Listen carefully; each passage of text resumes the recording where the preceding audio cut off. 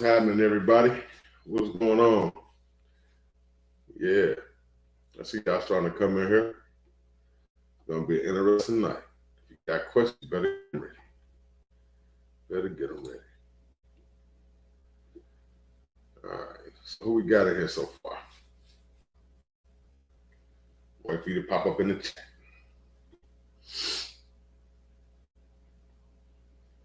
Bill and Trucker. What's going on, buddy? What's going on, Maurice? What's up, Jason Ewing? Hope y'all having a good week so far. Getting ready for this weekend. Yeah, man. Jason Ewing. All right, Shannon's somewhere close. Jason's here. Shannon's close. What's going on, G.R.A.V.I.T.E.E? Dudley? How you doing, brother? Yeah, you know the Ewings, they traveling. They are clear. They like twins attached to the hip. Siamese twins. Yeah, we got some good guests on tonight. Waiting in line like those new Jordans about to be released. Got questions about that 8.5 300 blackout and that dagger. All right, Maurice, I see you. You got questions about 300 black and daggers. Appreciate you tuning in, G.R.A.V.I.T.E. Appreciate you. We're going to go ahead and get this started because one of these gentlemen can't stay with us too long, so we're going to go ahead and bring him on in.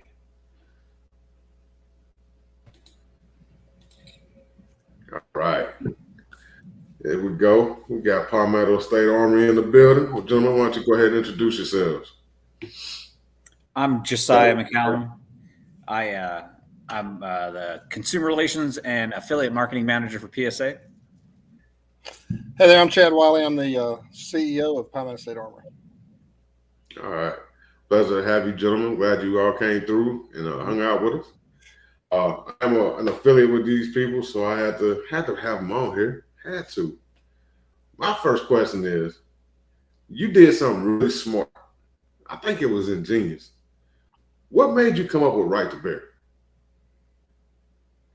That was Jamin. He wanted to get into the insurance space just to cover all the bases. He's trying to expand into more, I guess, lifestyle and ancillary products other than firearms. So they got together and at the JJE level, which is our parent company, they got together and decided that one of the things that they were going to get into was handling concealed carry insurance. It'll expand later into instructor insurance and that kind of thing, but it's just another tool in the toolbox to have, as much under one roof as you possibly can.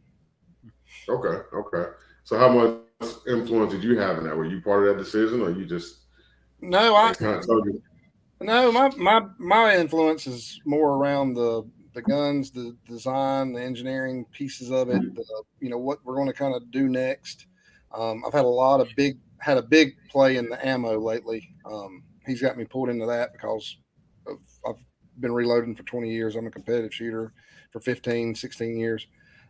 He knows that's kind of like my wheelhouse. So I've been controlling a lot of that, but most of the things that I do on a day-to-day basis is strictly Palmetto State Armory. It's not really anything to do with the JJE family of products. We support them and we sell their stuff, and we recommend it, but that's just not one of my decision points.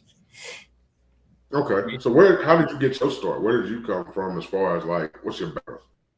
It's kind of odd. I spent the majority, went in the Navy, had law enforcement, got in IT. It paid way better than both. Spent 15 years in executive management of IT. Jamin, about 6 or 7 years ago, needed a CIO, and he wanted a CIO. There's not a lot of technology people that are gun guys at all. So he and I hit it off immediately. I come into the company. He saw the value I had outside of just IT. And then in about 3.5 years, he promoted me and then promoted me again into the CEO role as he moved up into JJE.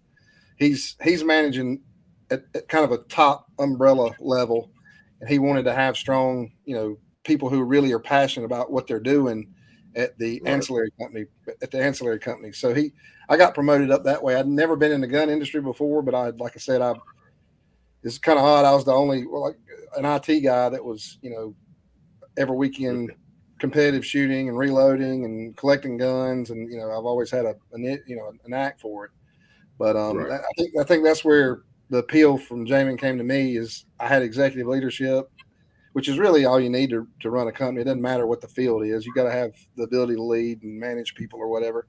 And the fact that I was actually way more of a gun guy than 90% of the people that's in the industry, probably, believe it or not. So it's at my level, at the executive level, you don't see a lot of like real gun people unless it's a small shop. I think that's in a lot of industries, though. A lot of times the people on the executive level don't have any background in whatever industry they're working in. They just came out of college with a degree and went up to the top. Right. So, and Josiah, what is your background?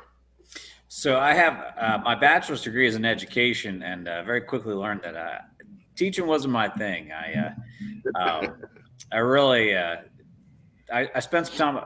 I graduated my bachelor's degree and started working on my master's degree, and in business. And my brother and I, we were talking. He had just come back from Iraq. He had a TBI, and I was working in retail management, and he was having some problems concentrating. And he was an accountant at the time, and I was getting tired of the retail space. And we were just like, hey, what do we do? And so we were like, we want to start a business, and we threw around some different ideas, and we really found there was no in the Columbia area. There wasn't a really good gun store that was focused on had really good customer service. There was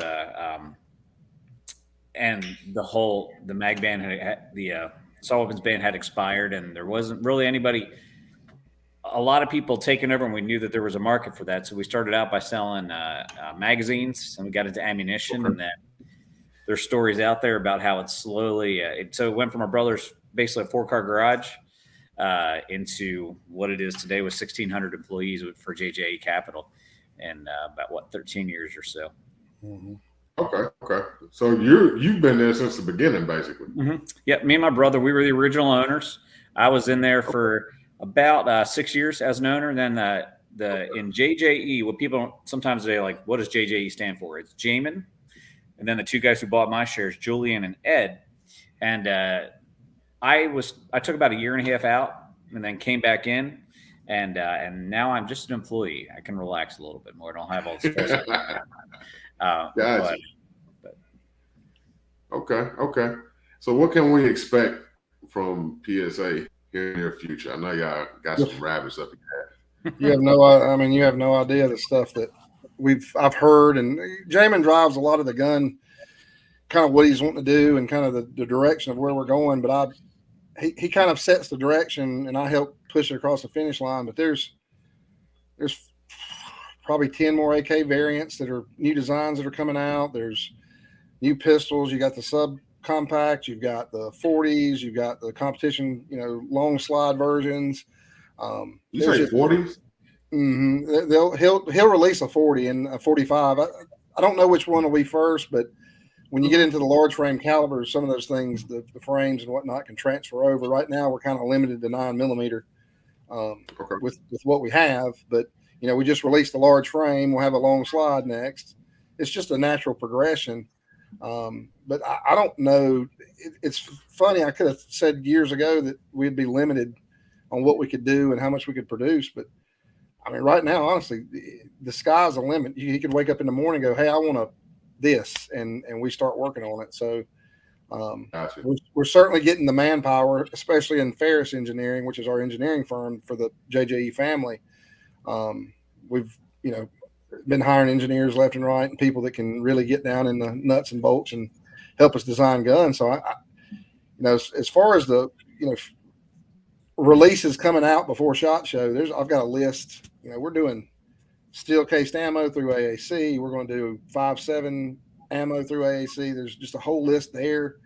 We got Soviet arms. Cameron and I kind of were instrumental in launching that. About 2 years ago, Soviet arms is kind of let's call it the Russian kits or the Czech kits or the Romanian kits. We actually get the kits, bring them in, clean them up, sell them. That's coming out. We've got a huge announcement of something similar to Soviet arms. It's going to be a branch off of PSA at SHOT Show. It's going to be pretty exciting. It's kind of something that we haven't touched in a while, which is our bread and butter, is the AR. Okay. We've kind of let the AR get a little stagnant. I think personally, we haven't put a lot of design effort into it and kind of change how we typically produced or how our AR typically looked.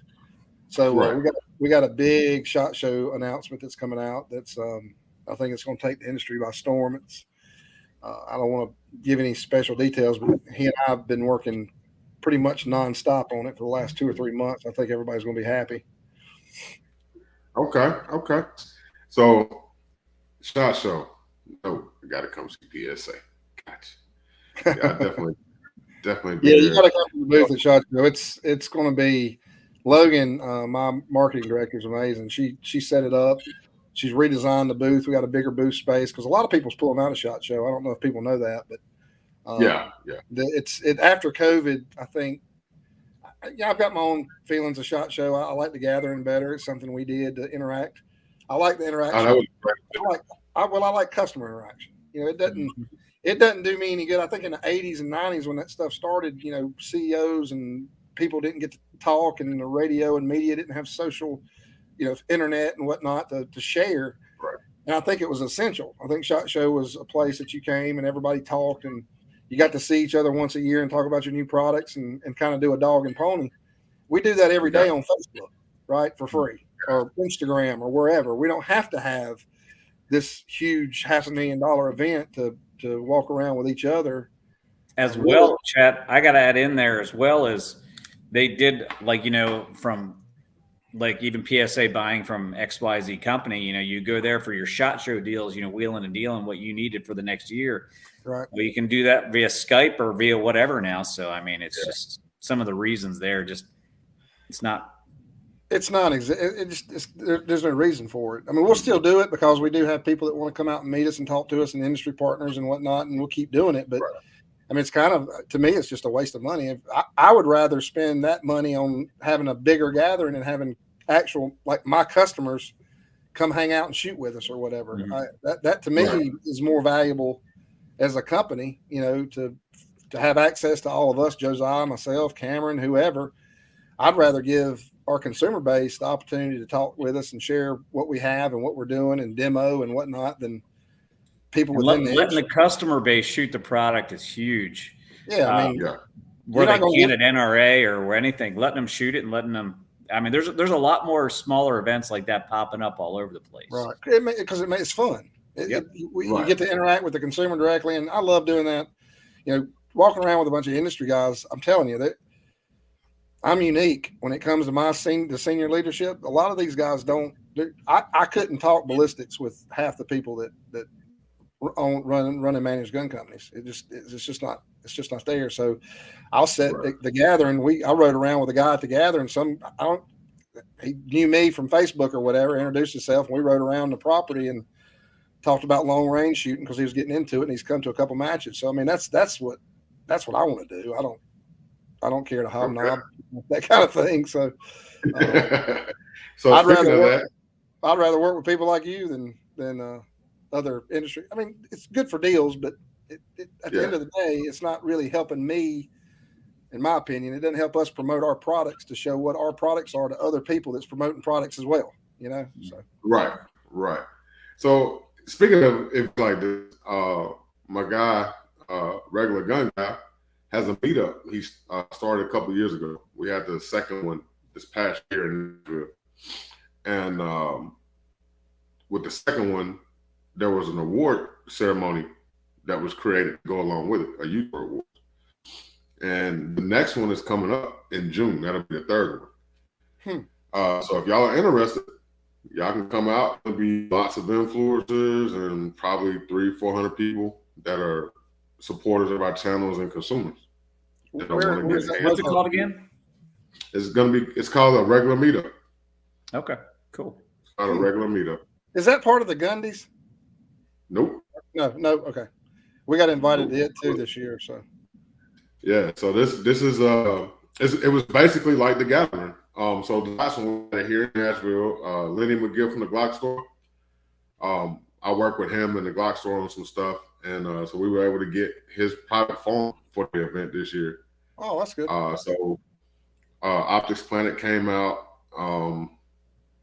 Ammo Depot came out. They were sponsoring the event. There was like 250, 300 people here, and everybody just went out. We had a big, huge range day, kind of like the gathering. Everybody was out shooting guns and stuff like that, and it was great because it would be great to have more people like you all there as vendors, bringing stuff for people to hands on with, meet, talk to you, ask questions, shoot the stuff. Right. And we're looking for more people like that to come aboard. Yeah, keep Josiah in the loop. Josiah, just give that information to Logan. If we're available, we'll do it. We do a lot of events like that. I don't have a problem with that at all. It's the weekend of June 15th through the 18th, I believe it is.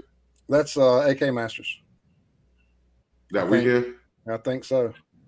We can look it up. We'll don't quote me on that. Just shoot me an email. Yeah. And we'll take a look at it. All right, I got you. All right, so somebody had a question for you. They said any 10-5 300 blackout barrels with a 1 in 5 twist count. I could ask.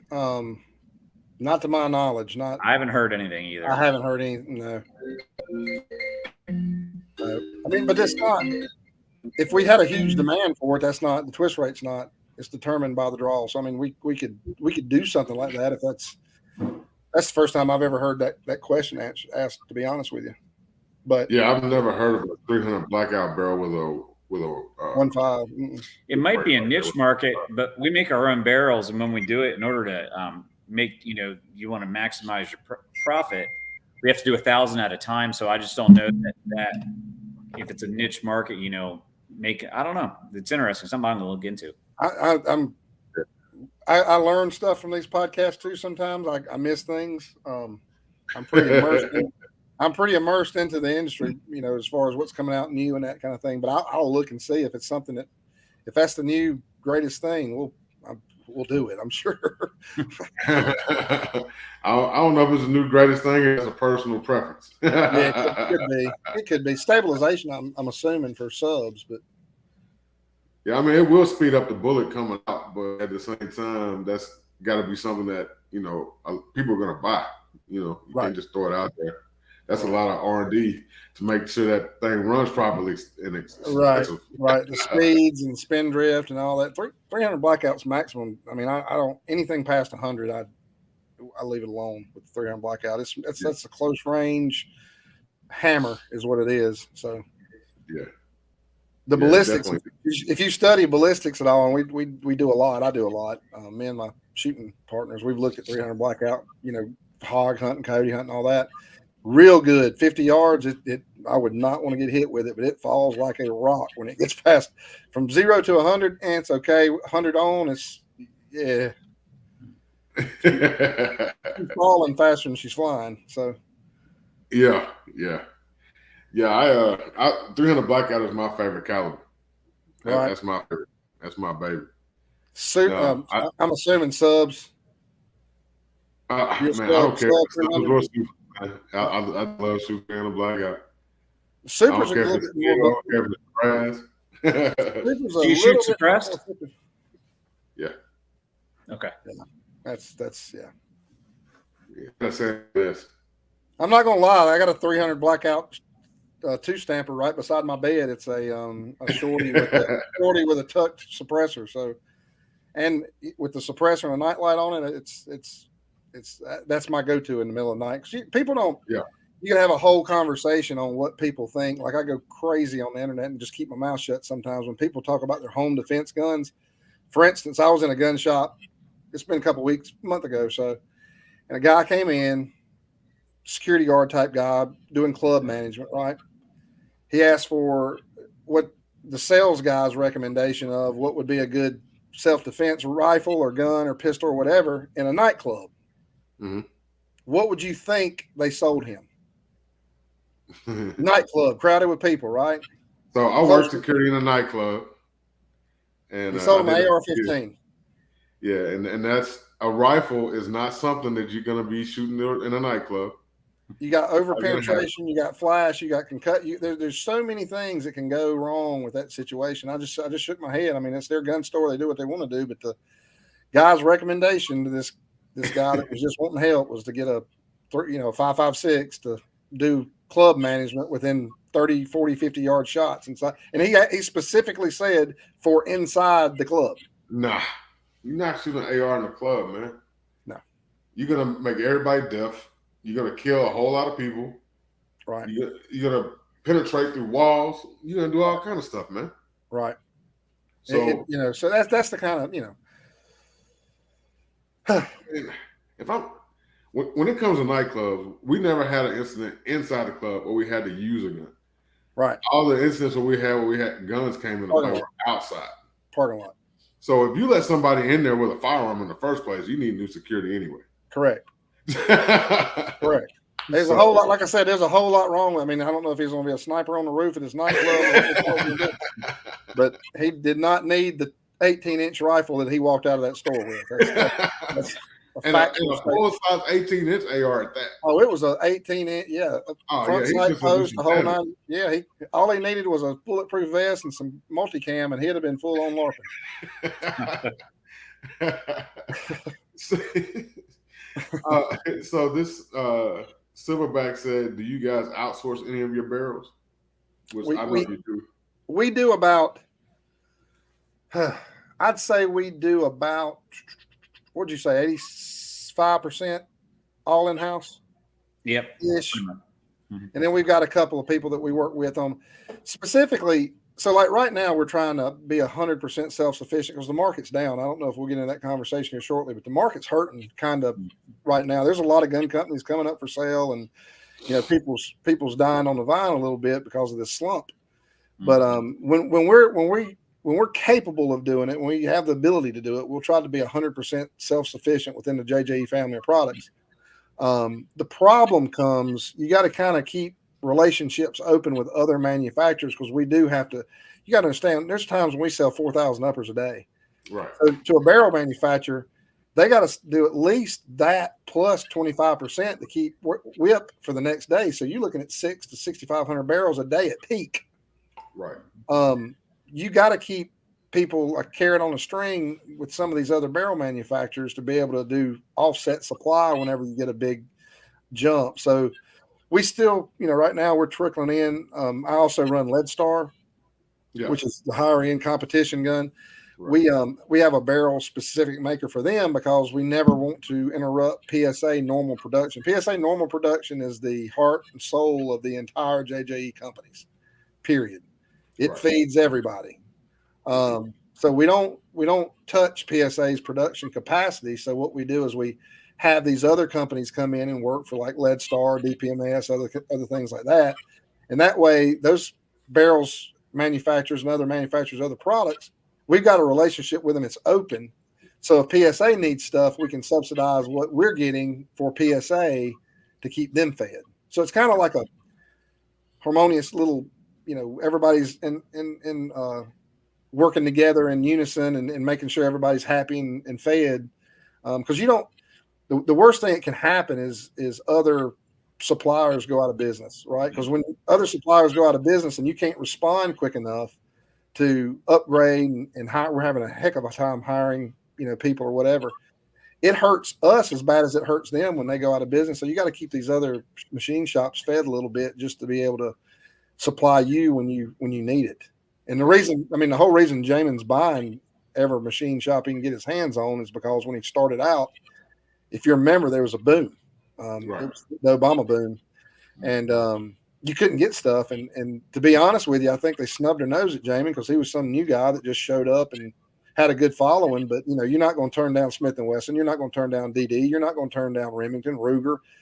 So he had a hard time getting parts. And I think his life's journey is to be as self-sufficient within his own family of products as possible. But that said, you can be vertically integrated all you want, but when a peak happens, you've got to go out and use other people. Right. So I've kind of noticed that over the years, JJE has a trend of buying up companies. Yeah, because they come from sale, and this isn't a dig at any machine shops out there, I think it's a common thing. A lot of these guys, a lot of the machine shops are run by amazing machinists. They are the best, right? They got their craft and they took it to the highest level they could, but they don't always enjoy or can manage the machine shop that they start, especially when it gets to a certain point. Sometimes when it gets to a certain point, you either cut bait or you close down or you sell or do whatever. And we keep these relationships open. And when the guys come, like John Sneed, for instance, great buddy of mine, he ran STS for years, which is one of our premier machine shops, in my opinion.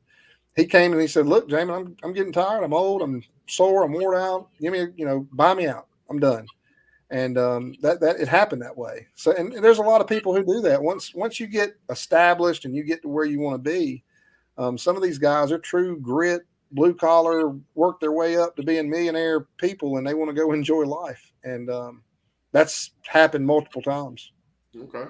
But we will buy them if we've got the cash to expend on a business. He'll jump on it in a second. I'm looking at a couple. He'll have who he thinks is like the best in that area, that specific expertise or whatever. Right. He'll kind of engage us to go out and kind of do a look over the facility or shop or product or whatever. And I've got a couple I'm working on. I can't really talk about, but I mean, we're constantly looking at acquisitions, to kind of help bring into the fold. And we're trying to get into stuff that's not just guns too, because we don't know what this political environment is going to turn into. It could be, we may have another 20 years with the AR platform. We may have 5. We may have 1. I don't know. Nobody knows. So we're trying to diversify. The machine shops are going out doing work for other companies and getting other things. So yeah, it's a pretty complex situation. Yeah. Now I've noticed over the years, you all's quality keeps getting better and better and better. And is that a result of you all buying out those companies and being able to do your QC basically in house? Is that? Yes, part of it. The other part of it is you start as you grow, you're starting to build stuff. You're getting stuff out quick, especially during boom periods. You bring people out. Sometimes they don't get trained 100%. And we're talking about several years ago. Right. We've had a very big effort. I don't know if you've met Cameron or seen Cameron on the Facebook groups. He's kind of like my co-part on the Facebook groups. He's over manufacturing. And really there was a big paradigm shift. He was in QC for a long time. He ran QC for probably 2 or 3 years. Okay. And he had a big focus on, the quality that came through. That's kind of when you started seeing and I'm not tooting my horn at all either. Jamin was very busy and he had to have boots on the ground in these key areas to kind of keep the train moving, but also kind of focus on what we could do better. Because he'd always call me, what can we do better? What can we do better? How do we do this? What should we do there? And that's when we started doing the dimple barrels. We started doing we do pin and welded gas blocks on some of the Geisley rails. We started nitride, melanite or nitride coated gas tubes. There's just a lot of things that we did. It was little value added tweaks. Right. That added to the product, added to the brand. It didn't cost a lot of money. We didn't have to pass it on, but we changed some things. And then Cameron moved from QC over to our manufacturing. We had an opportunity there. We put him over there. So he took his 2 or 3 years of background knowing what was coming from manufacturing into QC and reversed it. So okay. now what you're seeing is somebody who spent a couple years on the backside looking over product, now in charge of building the product. So the product's got a little better look when it comes through QC, and QC's gotten a little tighter on how they catch things because they're not blaringly obvious problems anymore, right? It's not like a big scratch on the receiver, somebody left a screw out or some dumb thing like that. It's actually, there may be something out of tolerance. We're doing a lot more inbound inspections. We're doing a lot of more outbound inspections. Okay. We're doing 100% test fire on everything that comes out. I mean, it's changed a lot in the last 3 years, specifically because we hired a good group of people that could be put in place to do nothing but make sure that the product coming out's better. Right. And we hired a lot of good people too for QC as well. And Cameron and Chad were instrumental in that too. So it's the right people, hiring the right people, and they're continuing to do that. Right. And we'll get better. And we'll get better. There's no there will never be content. That's part of the PSA way. It drives me crazy sometimes, but it's just the way we are. We're never content. There's never a time when we say, "Oh, we're good. Let's just maintain status quo." It's not going to happen. It's this constant evolution of the way things are, and some of the stuff that we're going to do at SHOT Show. You're seeing the evolution of like the ARs, and people will. I'm on a lot of groups, and if you watch my videos, I compete with our products, whether it be Leadstar, PSA, or whatnot. We produce really good guns, and we're changing things as we see data coming from customer service. If we've got parts that need to be replaced, if we got some type of a metallurgical problem, anything that we see, we make a corrective action to, and we move forward. And a lot of stuff, like when I first came here and started getting involved with social media, it was crazy. I mean, people, you either loved us or hated us. I mean, there was no in between. The AK community despised us. The American-made AK to the elitists, some of them still's a problem. I don't care about that little 2% subset. You'll never win them over. Right. But when we started engaging with these people and like, hey, come shoot our products, come see how they're built. We talked to Jim Fuller. We talked to Pop. We talked to all these people trying to get feedback, and now our AKs are good. I mean, you go to AK Masters, you go to Red October, you go to Clash Bash. I go to all of them, and there's a lot of people that come up and shake my hand going, I just finished fifth with my 103 or whatever. A lot more PSA AKs because I think where we fit in specifically with the AKs, we got the kits, which you can't get anymore. We build those. They're beautiful kits. I just got one the other day. It was a 1971 kit. Gorgeous. We build those through Soviet Arms. That's a collector piece. I'm not going to go out and drag that through the mud. With the import issue and the stuff that's going on, these cool guns that you got years ago that was $200 out of magazines and pawn shops, that's over. Those guns are $15 to $2,000. An RPK or a SVD right now, I want an SVD so bad I can't stand it. I'm not going to pay $25,000 for one. They were $800, 15 years ago, 20 years ago. So where we fit in is we can get you a replica of the gun that you may have. Let's say you got a legit 103, right? Sitting in your closet. Are you going to drag it through the mud at AK Masters or Clash Bash? Probably not. Get one of ours, shoot it, run it hard. It breaks. You send it in. They fix it. They send it back. You're good to go. I mean, that it's really cool, and it's an awesome. I fell in love with some of the AKs and the variants. It's really cool to have them and own them. And for the people who was lucky enough in the 80s and 90s to get them, that's awesome, and I'm glad you did. But there's a whole generation of kids and stuff that are coming up through that wants to enjoy the AK that they can't get their hands on. So we've got to be there to supply them with those platforms so that they can continue the tradition, or it dies. Yeah. Well, I work in a store, and we get a lot of you all's products coming through. Right. And those AKs you're speaking of, I've actually seen 2 or 3 come through this week. Right. And those things are beautiful. The Soviet Arms versions, or the Soviet Arms. I've seen probably 2 or 3 of them come through. So we've got a guy that works in our shop. I got to give him a shout out, Jeff. He's a classic car painter, and he had some issues with I guess the paint and being up in paint booths for a long period of time. He got out of the car industry. He came to us. He's an actual freelance. A lot of the custom series guns, if you go to our website, the cool camouflage patterns and we did a coronavirus gun, all the crazy stuff that we do. He freehands that.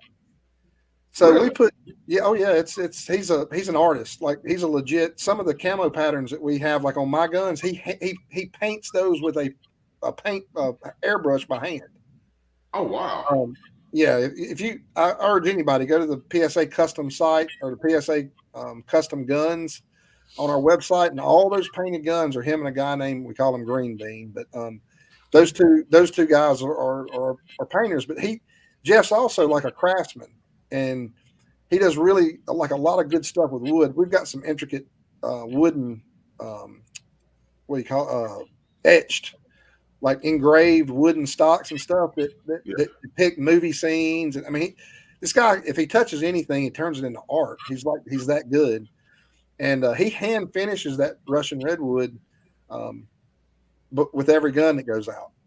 We have some that will keep kind of beat up or whatnot, but the rest of them we clean up and send them out, and they look like they did. Some of those guns are untouched. The last group of kits I got were new old stock. They'd never been issued. Wow. So yeah, y'all are putting out some nice stuff. That was another thing, the whole Soviet arms thing. I didn't know that was y'all's. Yeah, well, we wanted to keep. We did that because a couple things. I've heard some morons online say that we did it because we were trying to hide our name. It has nothing to do with that. What we didn't want to do is take the traditional RPK kit, Kalashnikov, any of the easy kits, anything, and put our name on it and call it Palmetto State Armory. You know what I mean? So those are they're built by like the best builders that we have. They're assembled and disassembled. The kits when they come in, they're taken down with. I mean, these things are white glove baby through the entire process. We distinguish them because they are Soviet. They're truly traditionally Soviet platform parts that have been cut up and then redone on our receivers and barrels, basically. Okay. So that's where the Soviet arms came from. So all the barrels you all use on the AKs, are all of them the Cold Hammer Forge FN barrels? No. So we've got our own version of a Cold Hammer Forge barrel that's not chrome lined. Then we have the FN CHF-CL, and then we've got, which is personally my favorite, are the nitride barrels that we put in like the GF3. Okay. Those barrels, believe it or not, from my testing and everybody's engineering's testing that we've been on, the GF3 nitride barrels are actually more accurate than the other two. Really? Yeah. Oh yeah. The CHF 100, all of the nitride stainless steel is the most accurate nitride, and then you get CHF-CL. They're not meant to be accurate. The CHF-CL barrels from FN are great. They're amazing barrels. They are absolutely amazing barrels. Don't get me wrong, but they're not meant to be sub MOA. They were meant to be in killing machines, and I think at the military standards 3 MOA, I think. So we get good accuracy with them, but they don't guarantee them. The nitride barrels are a little tighter. My nitride barrel, I've got a picture. I was getting ready to go to AK or Clash Bash, and I took an ARC. The ARC's my favorite. I'm a traditionally AR guy, so having an AK that uses an AR magazine suited me. I know that's like sacrilege in some circles, but I liked it. Took it out, and I had like a 2.5, 3-inch group at 100 yards with a red dot with that barrel. So I don't think that you could really complain about that, not especially out of an AK on a bag, you know. So yeah, I'm at a point now. I want an AK, and I've been looking. And the more I'm seeing like the Soviet arm AKs come through, and after shooting the AKs, I shot at the Gathering. From on the PSA side, the Lead Star side, I was like, yeah, you need to get one. I mean, let me tell you this though: don't get two of them together because they multiply. I got one, and then another one came, and I put them in the gun room, and now there's like 12 or something. Yeah, so I'll tell you a story. I was walking through I'm an AR, I'm an AR guy. Everything I do is AR. It used to be everything I did was ARs or pistols, right? So Jamin, first week there, he says, I'm going to do a tour. We walk around, we go through the AK sale. He picks the AK up, and it's like, I hope one day that I find somebody that looks at me like Jamin looked at this gun, right? He's looking at it like he's about to make sweet love to this thing, and he says, aren't they gorgeous? These are gorgeous. And I said, I'm not really an AK guy. And he looked at me like he was about to kill me. He said, you will be. And he walked off. And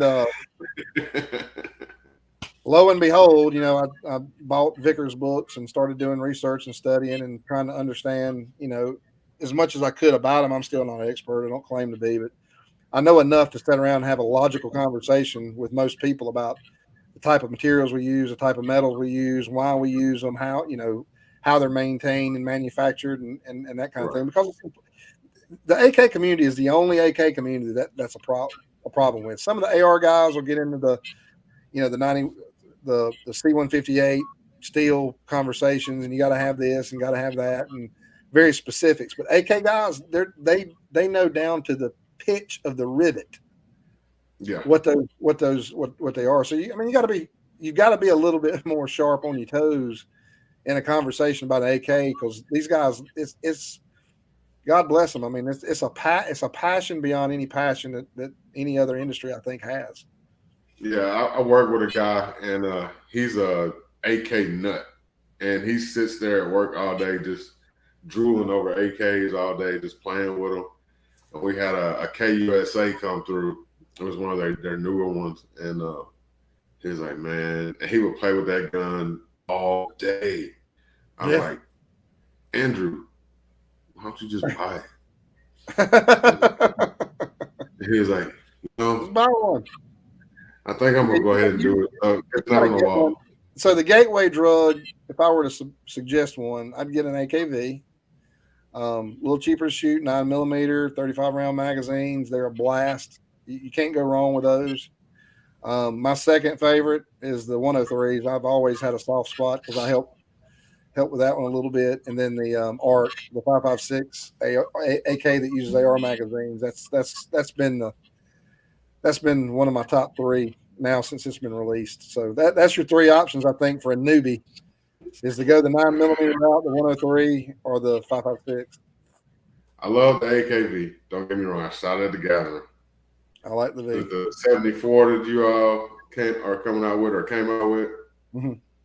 The 5.45. Yeah. You know, I like the 5.45. I just, with me, I've got so many. We shoot, I don't know, I think this year we'll have shot like 30 major matches, like big matches, and they're all mostly 5.56 or 9mm. To me, it just made sense for me because I got so much 5.56. All my presses are set up to reload for it. I've got magazines, D60s, doubles, any kind of configuration of a magazine, you know, I'd ever need, which suits me just for what I'd be using it for. But you know, some would say you need to start with a 7.62. You know, that's your traditional. Just get a GF3 wood, be your first or whatever. But if you're like me and you like to play, have fun, shoot, and go have a ball at the range, those three are the three that I would pick up if I were going to go have fun.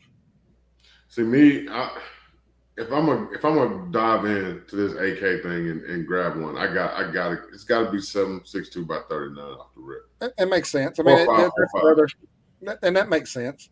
The 5.45, I like them, but I would pick 5.56 over 5.45. It's just a personal, just so I don't have to. For me, I don't have to store or stack another style of ammo. You know. Gotcha. So the closest thing I've ever had to an AK, I had a Mac 90, and then KS-47. KS-47, yeah. And when I was moving, I sold a KS-47 to get some extra money. Right. So I've been talking to the guy about buying it back. So we've come to an agreement. So I'm fixing to buy it back because I miss my gun. Well, if you wait a little while, we you know, there's something in the works I'll drop on you. We're doing if you like the Jackal, or if you got to shoot the Jackal, there's going to be a KS-47 version of that. Oh man, you're killing me. Yeah. So that way you can go bufferless and do your folding stock and do whatever you want to do with it. And the Jackal's taken off really well. We're pretty proud of it. I had a lot to do with that at the end. Matt and I, you know, worked back and forth on some of the design elements, how the final product, how it actually released. Still not happy with a couple things that I think we're going to change in the next version or two. But as far as a platform, that gun's it's been very well received. Yeah, the Jackal is on my list. I was talking to Josiah about that earlier. Yeah, the Jackal. The only issue that we had, we're getting better. You know, we had, I mean, you look back in history, I've heard of dumpster fires of initial releases. We got bit with AKV. You know, this isn't anything super secret. If you do 5 minutes of research, you'll see it. But we had the AKV issues, and it kind of was an egg on our face, and we sat back and we worked hard on it. Every release we've had since then, when it was got into consumers' hands have been pretty minimal issues. The Jackal pretty much went off without a hitch, except we determined that the sled that we need a little bit more meat in the sled, because when you mortar it, it could cause that some breakage. The gun still functioned; it just didn't look good. So we changed that sled, and that's really the only thing that we've had to do outside the original design, which is solid. Matt and I both took a couple of those guns to 10,000 rounds, and then we did samples of 5,000 through a couple other ones. I mean, it's just a well-designed, well-built gun. Yeah. And I definitely want to get my hands on the Jackal. That's definitely one. And if you're saying you got a KS-47 version coming out, then I'm going to wait. I'm still going to buy back the other one. Yep. But I'll just get that one added to the family. So we got the 300 will come out first, the short barrel 300, and then they'll do a long barrel 300. There's a rifle length. 300 blackout? Mm-hmm. Yep. The 300 blackout's imminent. The blackout version of that gun is coming pretty quick, and it's cool. We did a redesign of the handguard and the gas adjustment knob. It comes out to the end of the handguard, so it's not recessed. Okay. Looks a little cleaner. Shoots really well. That gun, the recoil profile, because it's got the AK type spring rate in it, the recoil spring. It's soft. I mean, it's not harsh at all. And the 300 that we've got, it's like shooting a 22. Matt and I play with it pretty extensively, especially if you put a suppressor on it. It's a real sweet little gun. So when is that going to be available? The parts are in production, but everything's delayed. So if I told you 2 weeks, it'd be a lie, because we don't know. I don't know for 100% sure, but it's imminent. I'd say within 30 days for sure. We at least wanted it for the holidays. Okay. So I'm not from this planet in the chat. He's an affiliate of you guys as well. Mm-hmm. And he's saying what's up to you guys. We was on his podcast about a month ago, I think. Yep. Cool guy. And Clovertack's here too. He's telling me to smile more. Now, I was out in the cold. I told Josiah I almost forgot about the podcast. We're getting ready. Ash Hess over at Knights Armament puts on a heck of a match. Quantified Performance. Look it up if you guys want to get into shooting. Well, his championship match is this weekend. Okay. And we try to do a video, share a little information with you here in a second. We're wrapping up some videos today, and while we're there, we're testing our guns. And this tropical storm, Nicole thing came in about halfway through it, and just cold, wet, angry, muddy, stuck in the mud. Oh, wow. Cameras soaking wet, just everything you could think of. No warning whatsoever. So yeah, it's something. But did you see the last video of the 1,000-yard 5.56 shot that we posted? No, I did not. So a lot of the comments were people arguing with me about the ballistic efficiency of a 1,000-yard 5.56 shot, right? Okay. So we took a dummy. I had called Clear Ballistics, and this is fresh. This is hot off the press. I still haven't got the video yet, but I do have pictures. We took a Clear Ballistics FBI 10% gel dummy head, right, and did headshots at this dummy at 1,000 yards with the same ammo. I'm going to show everybody what the ballistic efficiency of a 77 grain 5.56 is. It was referred to as a bee sting. Now, I couldn't get anybody to go down range and be a target for me and prove that theory. So we had to get some ballistics gel and see. And to be honest with you, it did more than I thought it would. Because based off of my data, a 77 grain projectile muzzle velocity is 2850 ish, 27, high 27s, low 28. Okay.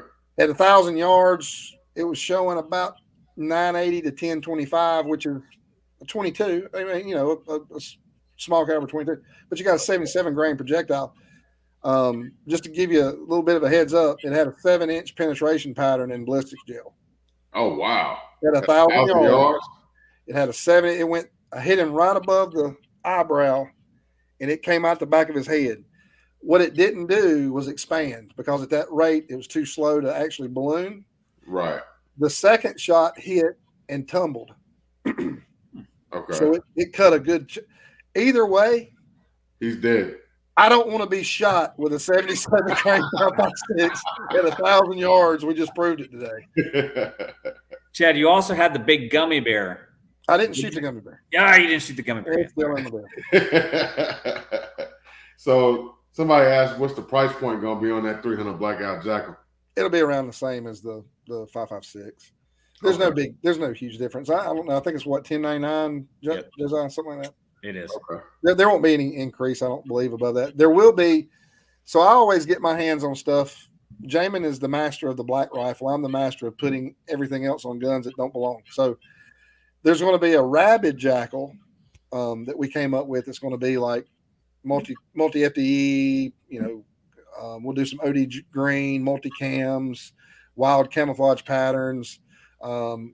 It's got an underbite. The jackal, the underbite of the handguard's a little different. Some of the controls are different, but it'll be kind of like a custom shop series of the jackal. There's pictures of it on the jackal page, the first one that I came up with, but around SHOT Show you'll see that too. So look for those.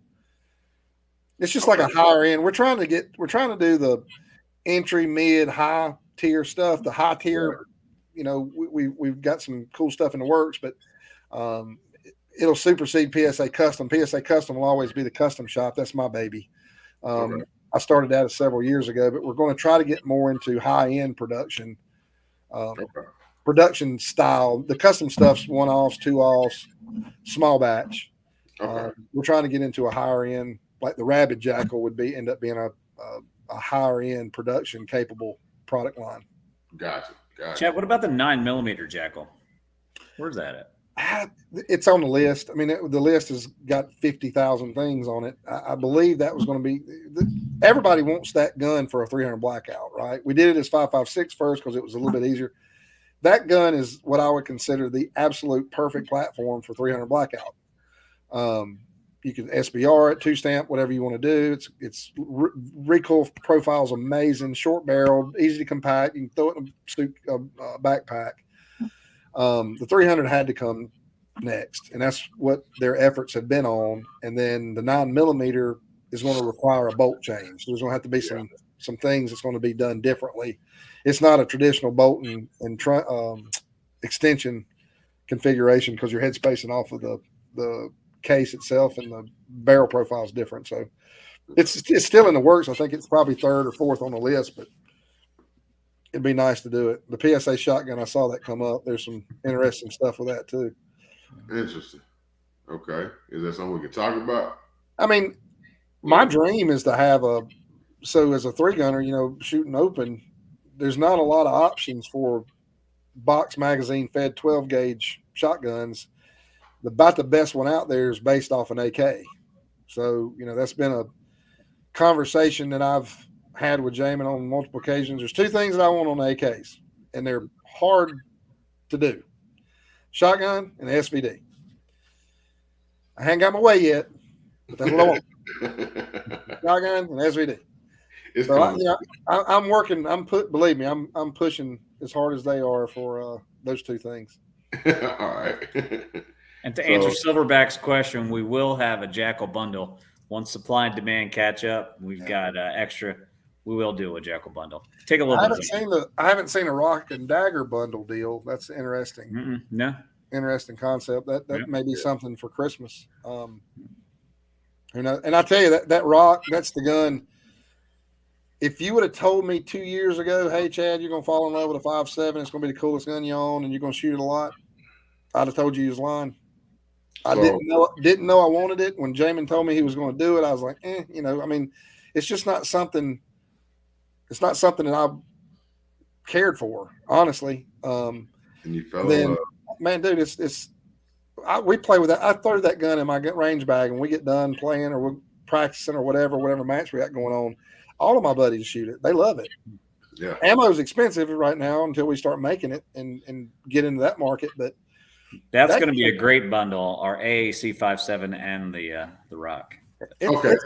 It's a sweet, man. That's a sweet little gun, honestly. So I've got the Rock, and I've been shooting the crap out of it. I just put 50 more rounds through it today, as a matter of fact. So that's got me at 350 rounds through it. I've let several people shoot it. everybody that's touched that gun has fell in love with it. Yep. I fell in love with it. That's probably the best striker fired trigger of any striker fired gun that's out there. That trigger is crazy. The guy who designed that's a genius. Yeah. I'll be honest with you. He that's his trigger. He designed it, ground up, start to finish. That is a very, very, very clean trigger for a striker fired gun. Yeah, I was working on a 300 round follow up video for that gun, and it was funny because earlier when you said you were getting into making 5.7, I kind of chuckled because in that video I specifically spoke to you guys and said, "Hey, PSA, can you please make us some affordable 5.7?" That's on the list. I mean, it's definitely on the list for sure. Yeah. That gun's amazing, man. It shoots really, really flat. And we don't have. When I say we don't have them come back for repair work, that they rarely ever have I seen one of those guns come back. Yeah, that thing was released and went out, and we just. See, when I first saw it was I think it was SHOT Show 2020. Probably. Let me tell you, that SHOT Show 2020, the first time any of us who were there knew anything about that gun was when we pulled it out of the crate as we were unloading guns. None of us knew about it. We were like, what the hell is this? And so it was kept very, very close to the chest, and we didn't know anything about it. But I've fallen in love with it too. It's very soft shooting, very accurate. It's a great gun. Yeah, I knew he was working on it, but he just kind of, Jason went in the room and came out with a gun. That's really what happened. Yep. Gotcha. So when I saw it, the first thing I said was I gotta shoot that gun. And then when we went to the gathering, I got to shoot the gun. I was looking for the Jackal, but apparently y'all kept the Jackal in the closet until the last day, and we were already going to Myrtle Beach. Yeah. I missed it. I was like, man, if you got us, we could have pulled it out. It was Matt took it back or took it with him and couldn't come back on time or something. There was something, I don't remember the exact story behind it, but we had it out the next day and we put, I think, 7,800 rounds through it. 7,800? Like 7,800? Yeah, those guns got shot to death. We had a lead star. One of our heliums, I think, went through 6 cases of 5.56. Damn. Really?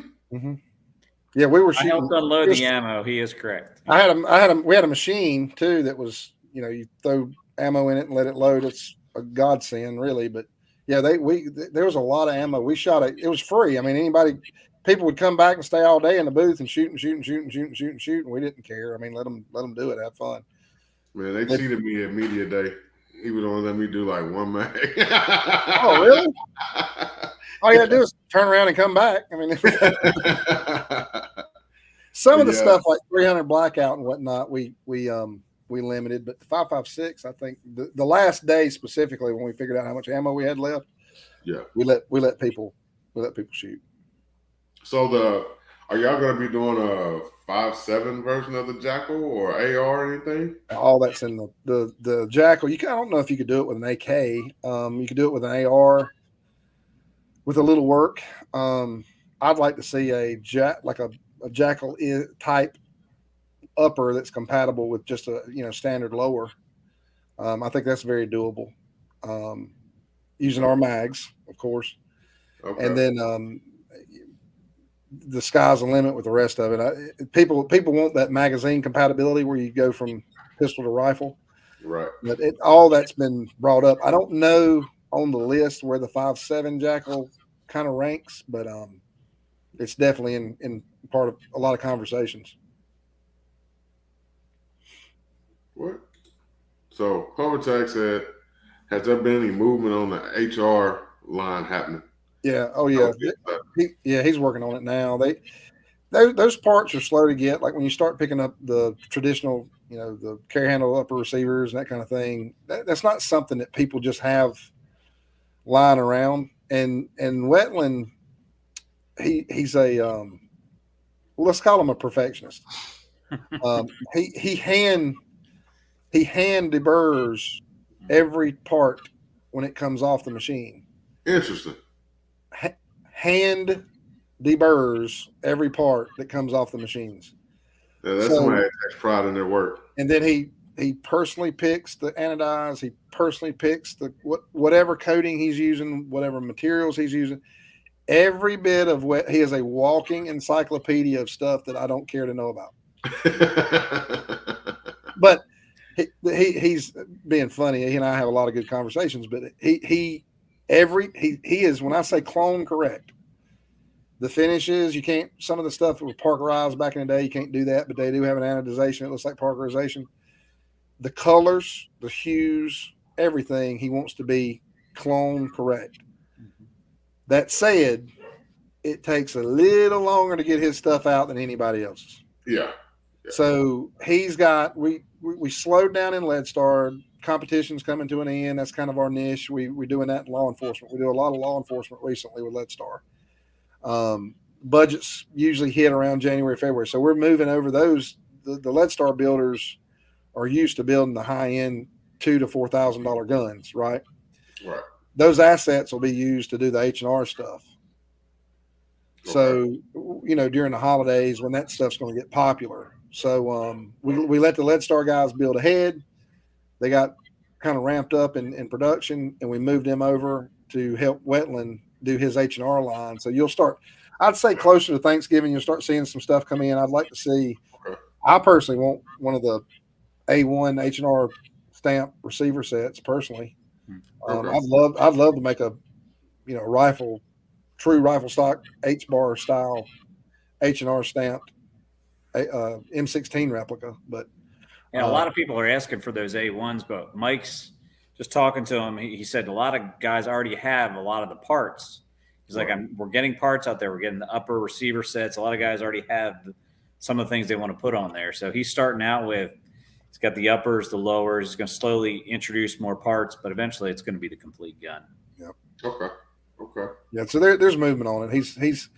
But again, these things are going to be, if you have somebody on the internet, on YouTube with a flaw, it's going to surprise me, because he's watching, he's overseeing every one of these guns built. They'll be small batch and they'll be a little bit more expensive. You'll pay for it. But if you're wanting a clone correct H&R stamped rifle, you're going to get a clone correct H&R stamped rifle. Okay. Now I got a question. This thing is like a unicorn. I've seen it one time. Mm-hmm. SHOT Show 2020. Y'all have something that looks like a MP5. No. Not happening? No. That historically, I'll be honest with you, I wish that thing would have never. Yeah. Never should have been shown. It should have never been shown. It should have never came out of the office. It was a question. We're not going to produce that platform until we can make it affordable. It's not going to benefit you, me, or anybody else if that gun's $1,600, $1,700. There's a reason why Germany quit making that gun. It's got a huge following. It's amazing. People love it. It's awesome. They're still using them in some SWAT teams, and it's probably the best sub 9mm gun in existence. But it's a butt to put together. And the parts are intricate, and the extractors fail easy. There's just a lot of things that the extractor springs, that's a known break point for those things. There's a lot of things that you'd have to do to change. It's just the expense of it was just too much to bear, really. And instead of putting tens of millions of dollars into making that happen, my brother he decided to put that into the AAC ammunition line. I think that was a wise call. Well, there's some, if you start talking about the AAC line, probably the best investment we've made. There's a lot of things in ammo that people don't understand. I'm not going to stomp all over other people's business, but when you have monopolies controlling production, you can control flow, right? You got to break that up. And the thing that you'll see us doing, like me I'm heavily involved with ammo stuff. Those guys are amazing, and we have a great mutual relationship. I'm over there talking to those guys all the time. Some of the stuff that I work on, the target ammo, the 55 grain stuff was great. straight out of the gate. And, if you get MOA out of MOA and a half out of a good 55 grain load, in my opinion, you won, right? Right. We went back and forth literally, we've been going back and forth for probably a month, tweaking the 77 load that came out because I wanted it to be I've got a proofed gun that I know is half MOA, that I have a reload that I can go 0.3 to 0.4 consistently at 100 yards. I wanted that ammo to be 0.5 to 0.6 from the factory at 100 yards. Okay. And after about 4 different loads, changes, the speed, I had a certain speed I wanted it to be at. First couple of iterations of it, it was below 2,600. We moved it up. I wanted it to be closer to 2,750 to 2,800. Some people say 29 is too fast for a 77. You have spin drift. There's just all kinds of issues. Right. The sweet spot was about 27.5 to 2,800. And that's what we shot the 1,000 yard, 3 on a 10-inch plate at 1,000 yards. I put 3 out of 5 on it. Okay. So that ammo is worth way more than Jamin's selling it for. I think he's asking $9.99 a box for it. I mean, the closest equivalent that you have to that is Sig Elite or Black Hills. Yeah. And I've got performance data that I've done myself. I don't have a dog in the AAC fight. Everybody has to understand that. I can go to their operations manager and yell at him just like I'm a customer, like you would. That's not I'm in PSA. I'm actually grading his homework, right? Gotcha. So if I don't like it, I'm gonna tell him I don't like it. I don't care. Jamin wants me to be that way. That's just the way it is. That's 77. I've got 3 gunners that's moving over to it. I've got Ash Hess. I sent him some. He's on tested. He could potentially shoot it. He's a great guy. He has a lot to do with nights. I mean, there's a lot of people that once you provide this stuff at an affordable rate and it's accurate, it actually works as designed. That's going to turn the market up. Like it changes the way people promote and sell their product.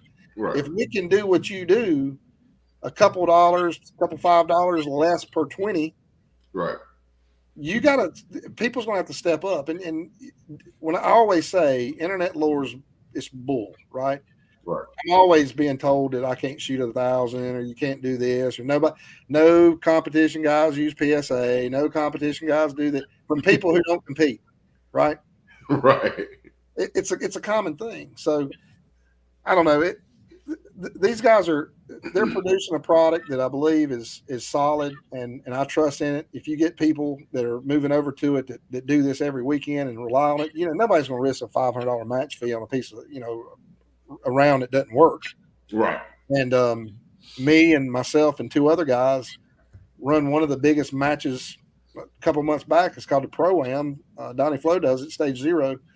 And it's a couple hundred people at a 3-gun match, which is pretty big, expensive. Every one of us did well with it. We were shooting AAC 55 grain ammo, the whole AAC 124s, and I was shooting AAC 124 9mm and 55 grain at 300, 400, and 500 yards. It amazes me how many people don't know that AAC is a house brand for you guys.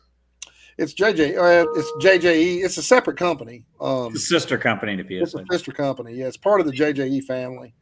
So, but they have a me over there. Gotcha. So everybody associated anything that JJE owns is going to be it's automatically associated with PSA. Oh, it has to be. they can pump her chest up all they want to, but we pay their bills. So I had the pleasure of shooting some of the AAC ammo. That's good. And, it was about a week ago. He's actually in the chat right now. A gentleman named Rick. He had some of our shot, and I was like, man, this ammo is nice. It's legit. I mean, I'm just being honest. I wouldn't put my name or anything associated with it. I wouldn't go to a match with it if it wasn't any good. Yeah. That's the truth. You can't risk a loss or, driving and gas and, whatever, travel. We fly out to Texas. I shot it at Kalash Bash, actually. You don't do that if you don't feel strongly enough about a product that it works. And I told Jamin from the beginning, I said, if this stuff works, it's great. I'll shoot it every match. I'll hand it out. I've been giving boxes of 20 out to guys that I compete with or whatever. And there's a lot of guys that sending me messages. I just got one earlier from a guy in Texas that I shoot Clash Bash with. He sent me a group. It was 0.7 inches at 100 yards. Well, I mean, nice. What more do you want out of a box of $10 77 grain? Yeah, and right now we're using Sierra, which I've reloaded for years. Sierra Match Kings, OTM. That's what we're using. That's the projectile we're using. So you're getting a match grade bullet. You're getting a match grade bullet at 28 same feet per second as all the other match grade ammo, and you're paying 40 cents a round for it. I think, Josiah, what was the cost? 60? About 50 cents a round or something. I mean, it's ridiculous. The cheapest thing even close to that performance is $1. Wow. Now, when somebody said something about y'all had subsonic 300 blackout. We do. We did supers first, and then we've got the 220. There's a 220, I think, coming out shortly. Okay. And then we released, I can't remember the other sub that we had a couple weeks ago. But they are trickling out. Okay, yeah, because I was on the website and I was looking for it. I couldn't find it. Yeah, it probably went out of stock. The 77s and the 300 blackouts went out of stock almost immediately. Oh yeah, I can imagine. He's saying something about the SVD, please.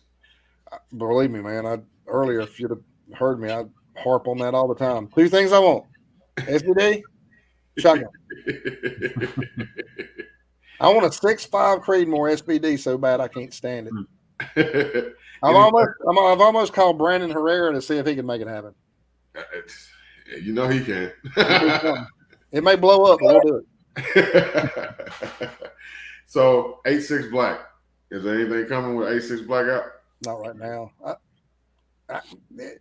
We jump. My competitive circle and the industry jumps on cartridges like pit bulls on a steak, right? I mean, that's just it's what in a 45 gap. Who shoots that anymore? 357 SIG. Nobody shoots that anymore. 224 Valkyrie didn't really do what it was intended to do. I don't like 6.5 Grendel, to be honest with you. I know a lot of people do. I've just never. I've tested 7 different barrels and never got better than 2 MOA with great ammo. I don't think we need to jump all in on a caliber that is hard to get. It's expensive. Not a lot of people's building guns for it. I mean, if we need to, eventually we will, but I don't know. The 350 Legends and things, that stuff comes through and you sell 100 of them and that's it. But to be able to be a production the way we produce, you at least want 1,000 barrels, right? Or 2,000 barrels. You want a day's production, half a day's production. Right. 5,000 350 Legend barrels would last us probably 4, 5, 6 months maybe. It's just not something that sells real great. And I think that's going to be the same way. It's a hot new caliber. On my long range DMR PRS type side, 6 GT, 6 BR, all these rounds come out that burn barrels up in 2,000 rounds.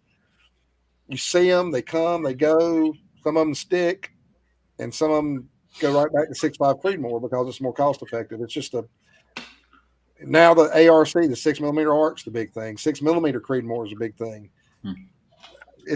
We don't respond immediately to those anymore because we spent so much time, effort, energy on the Valkyrie, and it was complaint after complaint. Those guns just didn't perform like they thought they were. Yeah, I actually built a 12.5 and a 10.5 224 Valkyrie, and I sold the 12.5. The guy that has it, he shoots it all the time. He's doing like MOA groups, 200 yards. Well, and they are accurate. They were sold to be MOA at 1,200 yards.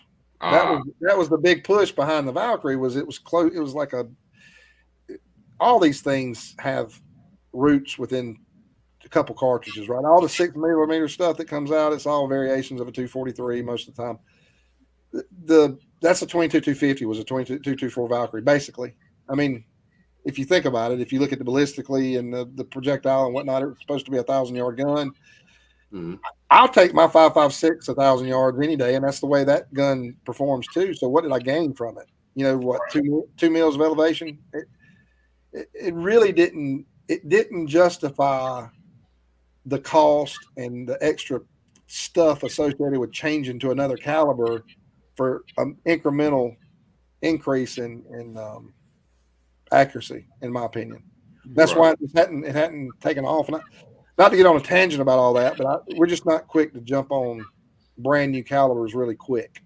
Yeah, I like 6 arc. I built a 6 arc too. They're sharp. They're sharp, but they're expensive. And you can't really find ammo. Yeah, and when you find it, it's like $30 a box. $30 a box. My shooting partner, when we shoot matches, we'll go to, if there's 4 different divisions, 4 of us will jump in each division, so we're not competing against each other. You know, we're just kind of spreading the love out for the company. And he's on the 6mm arc bus. My other shooting buddy's on the 6mm Creedmoor bus, and they love them. I mean, it's awesome, but you can't. I mean, hell, it's $500 to go shoot a match for the ammo cost.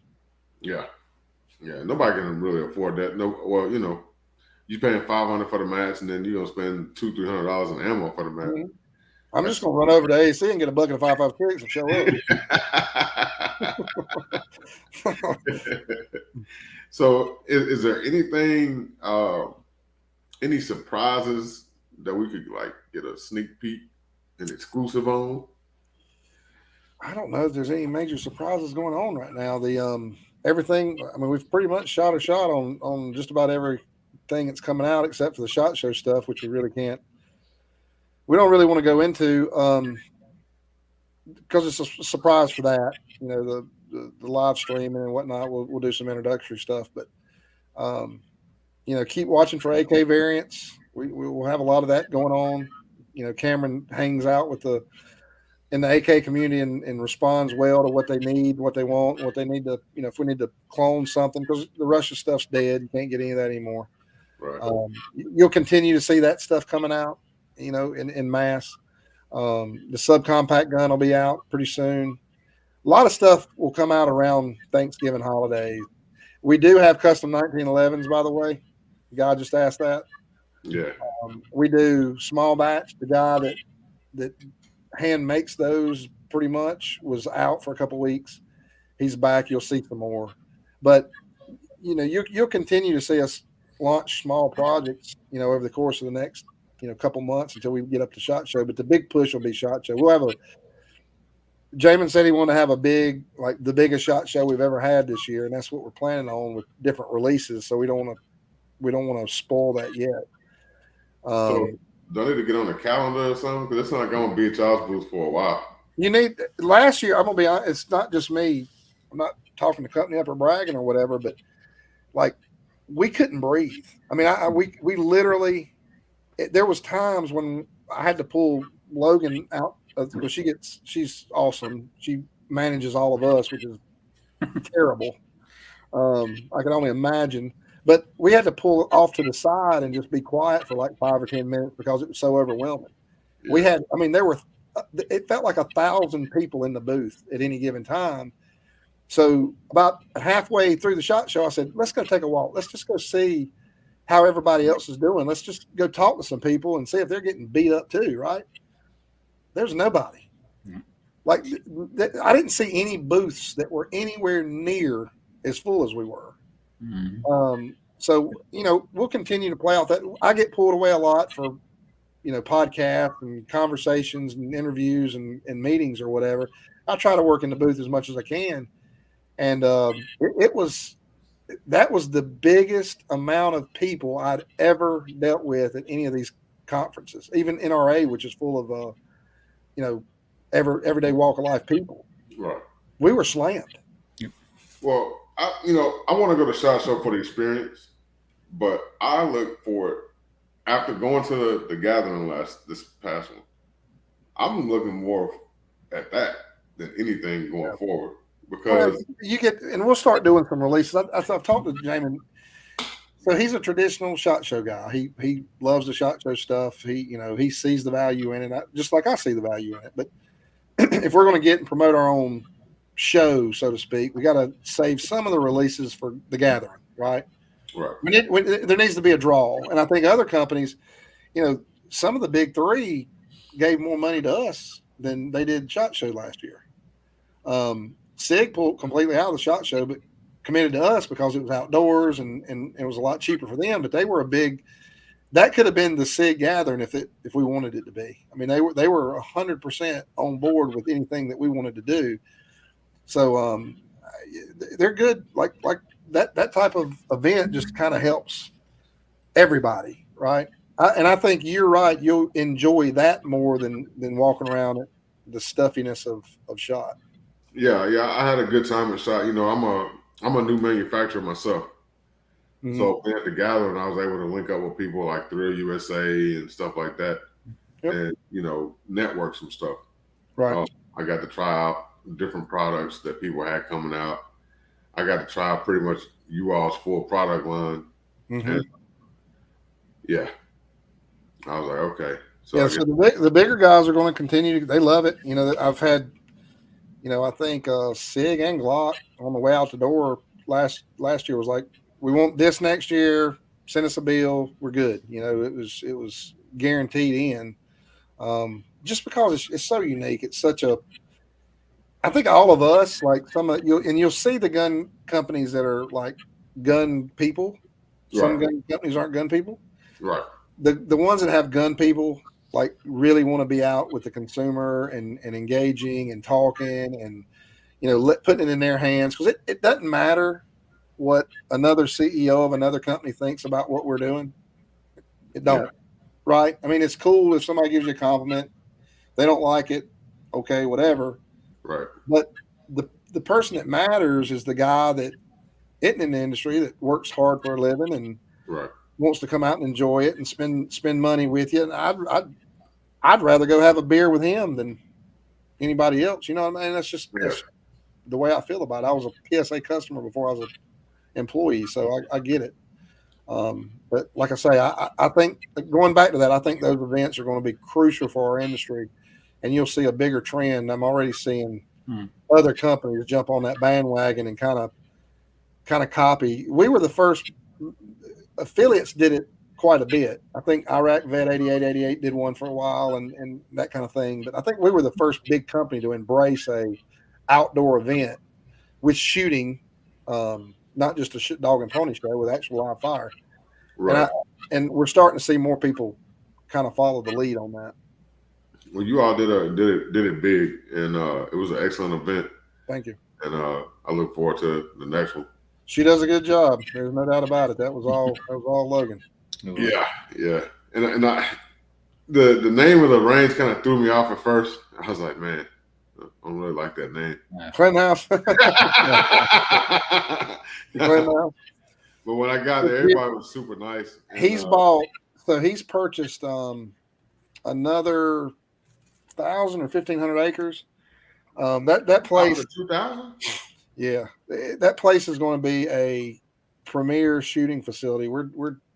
There's talks of government stuff. There's talks of shoot houses. There's talks of towers. The stuff that we're doing, and Mike Sex and I have a big part of the shooting piece of that. We've known them forever, and they come to their sporting clays and hunting and stuff like that. But on the shooting side, we do all the matches down there. And we got a lot of input. We had a lot of input on the way the gathering. He basically did that range for the gathering because he wanted it. And we didn't have enough bay space, so he cut 15 bays. Now we've got some jungle run stuff. We got there's just all kinds of things that we're doing down there.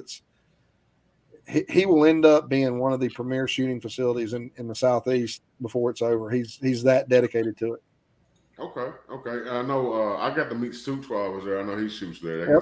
He shoots there. That's his home. We see him quite a bit, in the bay, hemmed up, doing his thing. Okay. Well, I'm definitely going to come down there and check it out again, because that was an excellent time. And your store down there, I went to the one in Greenville. Mm-hmm. Man, that store is crazy. Yeah, you need to get Josiah to do a tour, and we do a lot of. I beg affiliates. I'm working with Grand Thumb. I've talked to Clayco. Clayco actually came and shot AK Masters. There's a lot of affiliates, but I encouraged them to come shoot with us, right? Like you could time a weekend or something and come do a little match with us or whatever. We need to get more people in the shooting sports. So I think that helps promote the whole idea of it, right? And I think there's some intimidation or there may be some hesitation or whatever, but we've got like a lot of entry. For instance, coming up in December, you got the Winter Motherland AK match, which is 7 stages. We make it fairly easy. It's kind of gimmicky. AK people love to, hit it with your purse and pulling Santa Claus, and I mean it's fun, right? Then that night we're going to do a night shoot. A lot of people don't get to shoot at night, and you can't really talk about what you would use in a nighttime self-defense situation unless you pull a trigger at night because it's different. Yeah. The things that you would put, my initial things and impressions that I had on what a night shoot was and what I was going to go shoot with changed one shoot. My light changed, my setup changed, everything. Because there's things that you don't even realize that'll happen, and we want to give people that experience. So, yes, it's a match, but it's also a way to get an experience that you normally wouldn't be allowed to have because most ranges don't let you shoot at 1 o'clock in the morning. Right. With nods or white light. Yeah, I've got some guys that he's actually in the chat right now. They had mentioned me setting up a night shoot here in Nashville. It's fun. If you're in Nashville and you want to do matches, one of my great friends, and he's on Team PSA, probably one of the best shooters in Tennessee, to be honest with you. His name's Tony Martin. If you ever need help with stage setup or questions or anything like that, I can get you in touch with him. He does a lot of Steel Challenge, 2-gun, PCC. Okay. Anything that's got a trigger, and he's kind of like we are. We try to. When people ask what I shoot, I say yes, because we do it all but cowboy action. And if you ever need any assistance or anything like that, please reach out on my behalf. I know Tony will be glad to do it. Okay. He'd help you in a second. And if you've got a shop or whatever, and you got a range you can do it on, it's a good little income generator because you don't make a lot of money on the match, but what you do is sell them ammo and targets or whatever to practice, right? So I mean, the match piece of it, it's really just for fun. I mean, you're not going to become rich unless you're doing a major match. Right. But your ancillary sales on all that stuff, that's where you get your payoff. And you also introduce somebody to something they didn't know they could do, or something, a new sport. Yeah, I'm interested in the night shooting myself. I'm gonna start hunting, and I've been trying to go hunting. And every time I try and get with somebody that does hunt, they're like, "Oh yeah, we'll take it." I think they don't take me serious, but I'm dead serious. I want to go hunting. If you ever if you can get a tour down here or whatever you decide to do, so that's what Clinton House is, and we don't shoot a deer, we don't shoot a turkey because that's our bread and butter, and we don't do the ducks. That's their thing. But like coyotes and hogs, we've got at will. We've been in the middle of a 3-gun match before, and a coyote run across the hill and somebody'd shoot it. I mean, it's that because coyotes kill the crop. That's funny because that's exactly what I've been trying to hunt. Yeah, we run thermals. Don't do night vision. Don't waste your time. Been there, done that. Bought a shirt. If you're going to do it, run thermals, and you need to do an experience with somebody who's got that stuff first before you spend the $4,000 or whatever to do that right. You'll spend $2,000 on a night vision scope and not be happy. I mean, it's just IR. It's not the way to go. Yeah, I think we're going to have to get together. I mean, the good thing about us in the industry, and that's why we're trying to do more videos like the 77 video. I don't think we as an industry do enough to educate, right? So I'm like agnostic when it comes to night vision. We sell everything, or we can get access to everything. So I'm going to tell you what my experience is with it, right? If you want to shoot within 50 yards, traditional inexpensive IR, it's okay, right? But like some of the $2,000 and $3,000 thermals, they're really good. I mean, for what you're wanting to do now, you can get up into $8,000, $10,000, $20,000 stuff that you'll probably never get your money's worth out of. Right. There's a couple brands in there that the thermals are legit, and up to 300 yards, you can get really good shots downrange. So, and I think we need to do more of that and have those conversations with people so they don't spend money that they don't necessarily need. You said tell them about clip-on thermal. I still use gun mounted. To me, it's easier, but the clip-on thermals that's the hot thing right now, for sure. Yeah. And nods. I don't know. There's a lot of people. There was a class in Clinton House 2 weeks ago, and people were striking $13,000 checks. I mean, PBS 13's $13,000. You know, I mean, it's yeah. I can think of a lot of guns I'd rather buy with 13,000 and some nods. And it's not everybody that I've ever seen win a night shoot did it with white light. If I were in a firefight and I wasn't like on a seek and destroy mission in the military, right? If I'm not recon or whatever, because it's amazing to do that stuff with. Some of the technology is awesome, but until they actually integrate thermals with their night vision, which will be a next generation, we've talked to some guy that's working on that. You can't hardly identify a target. Like you can put somebody 30 yards, 40 yards down range with something in their hand, and you don't know what it is. You could be shooting a guy with a stick. Yeah. You hit a white light with them, they're blind, and you know what the hell you're dealing with. So Santa just dropped y'all's link. Hey Santa, make sure you drop my link to them. It went off my page. Yeah. But yeah, man, if you come out here, well, if you could come out here, maybe if you come during the gathering or something, we could do something one night, or just at least I can take you around the property. There was one night I took 4 people around with a ATNX sight and showed them, once you get that thing configured, there's a couple little things that a rep showed me to do. Once you get it configured right, it's good stuff. For the price point, it's good stuff. And I don't do it enough to spend anything over $2,000 or $3,000 on a thermal. It's just not worth it. But I would tell you I'd spend the extra $1,000 over a night vision. Now, didn't y'all do a night shoot at the gallery? Wasn't there a night shoot like that Friday or something? We kind of did. It was dusk shoot.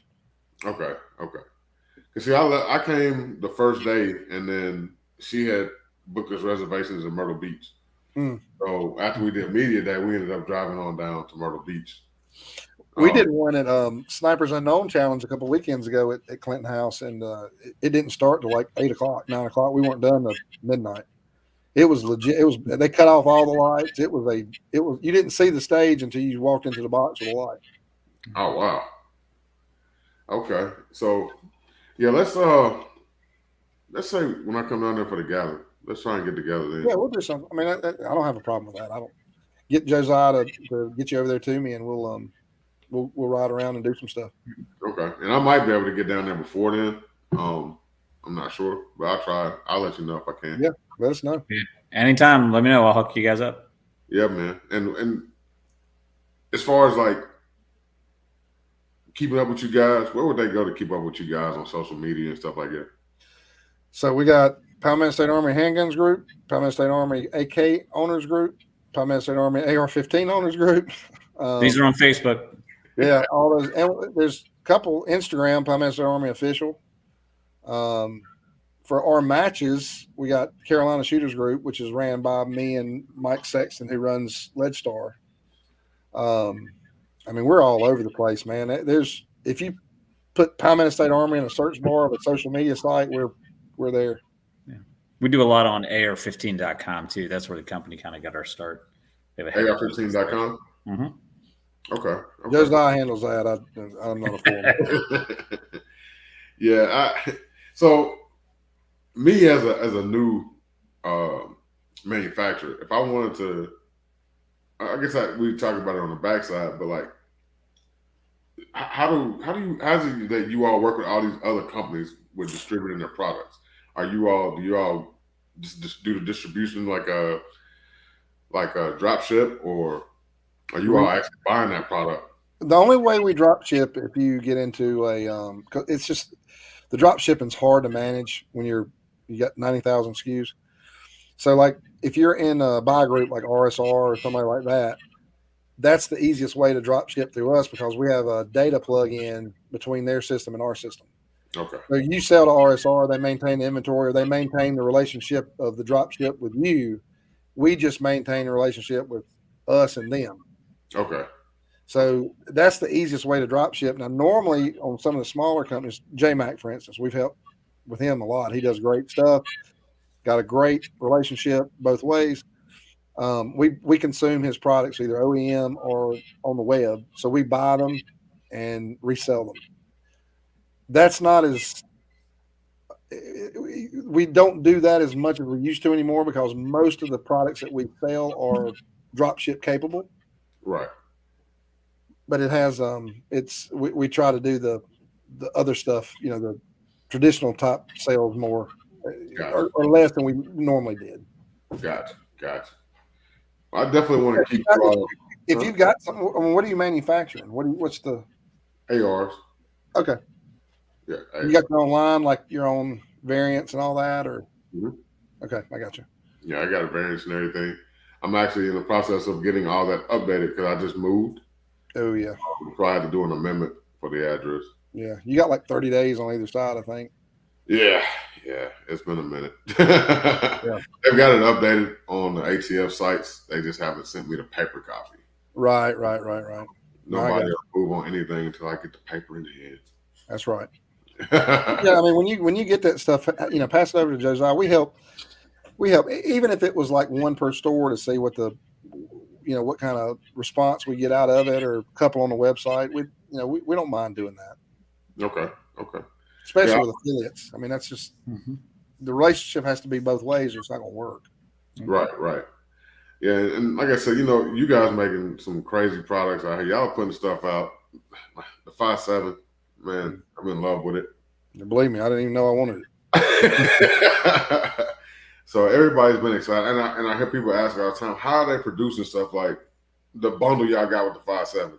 What is it? The 5.7 with threaded barrel, optic ready, and 10 extra mags. $5.99. So we own the manufacturing of most of it. That's the thing is the cost when you don't have all that extra. That's Jamin.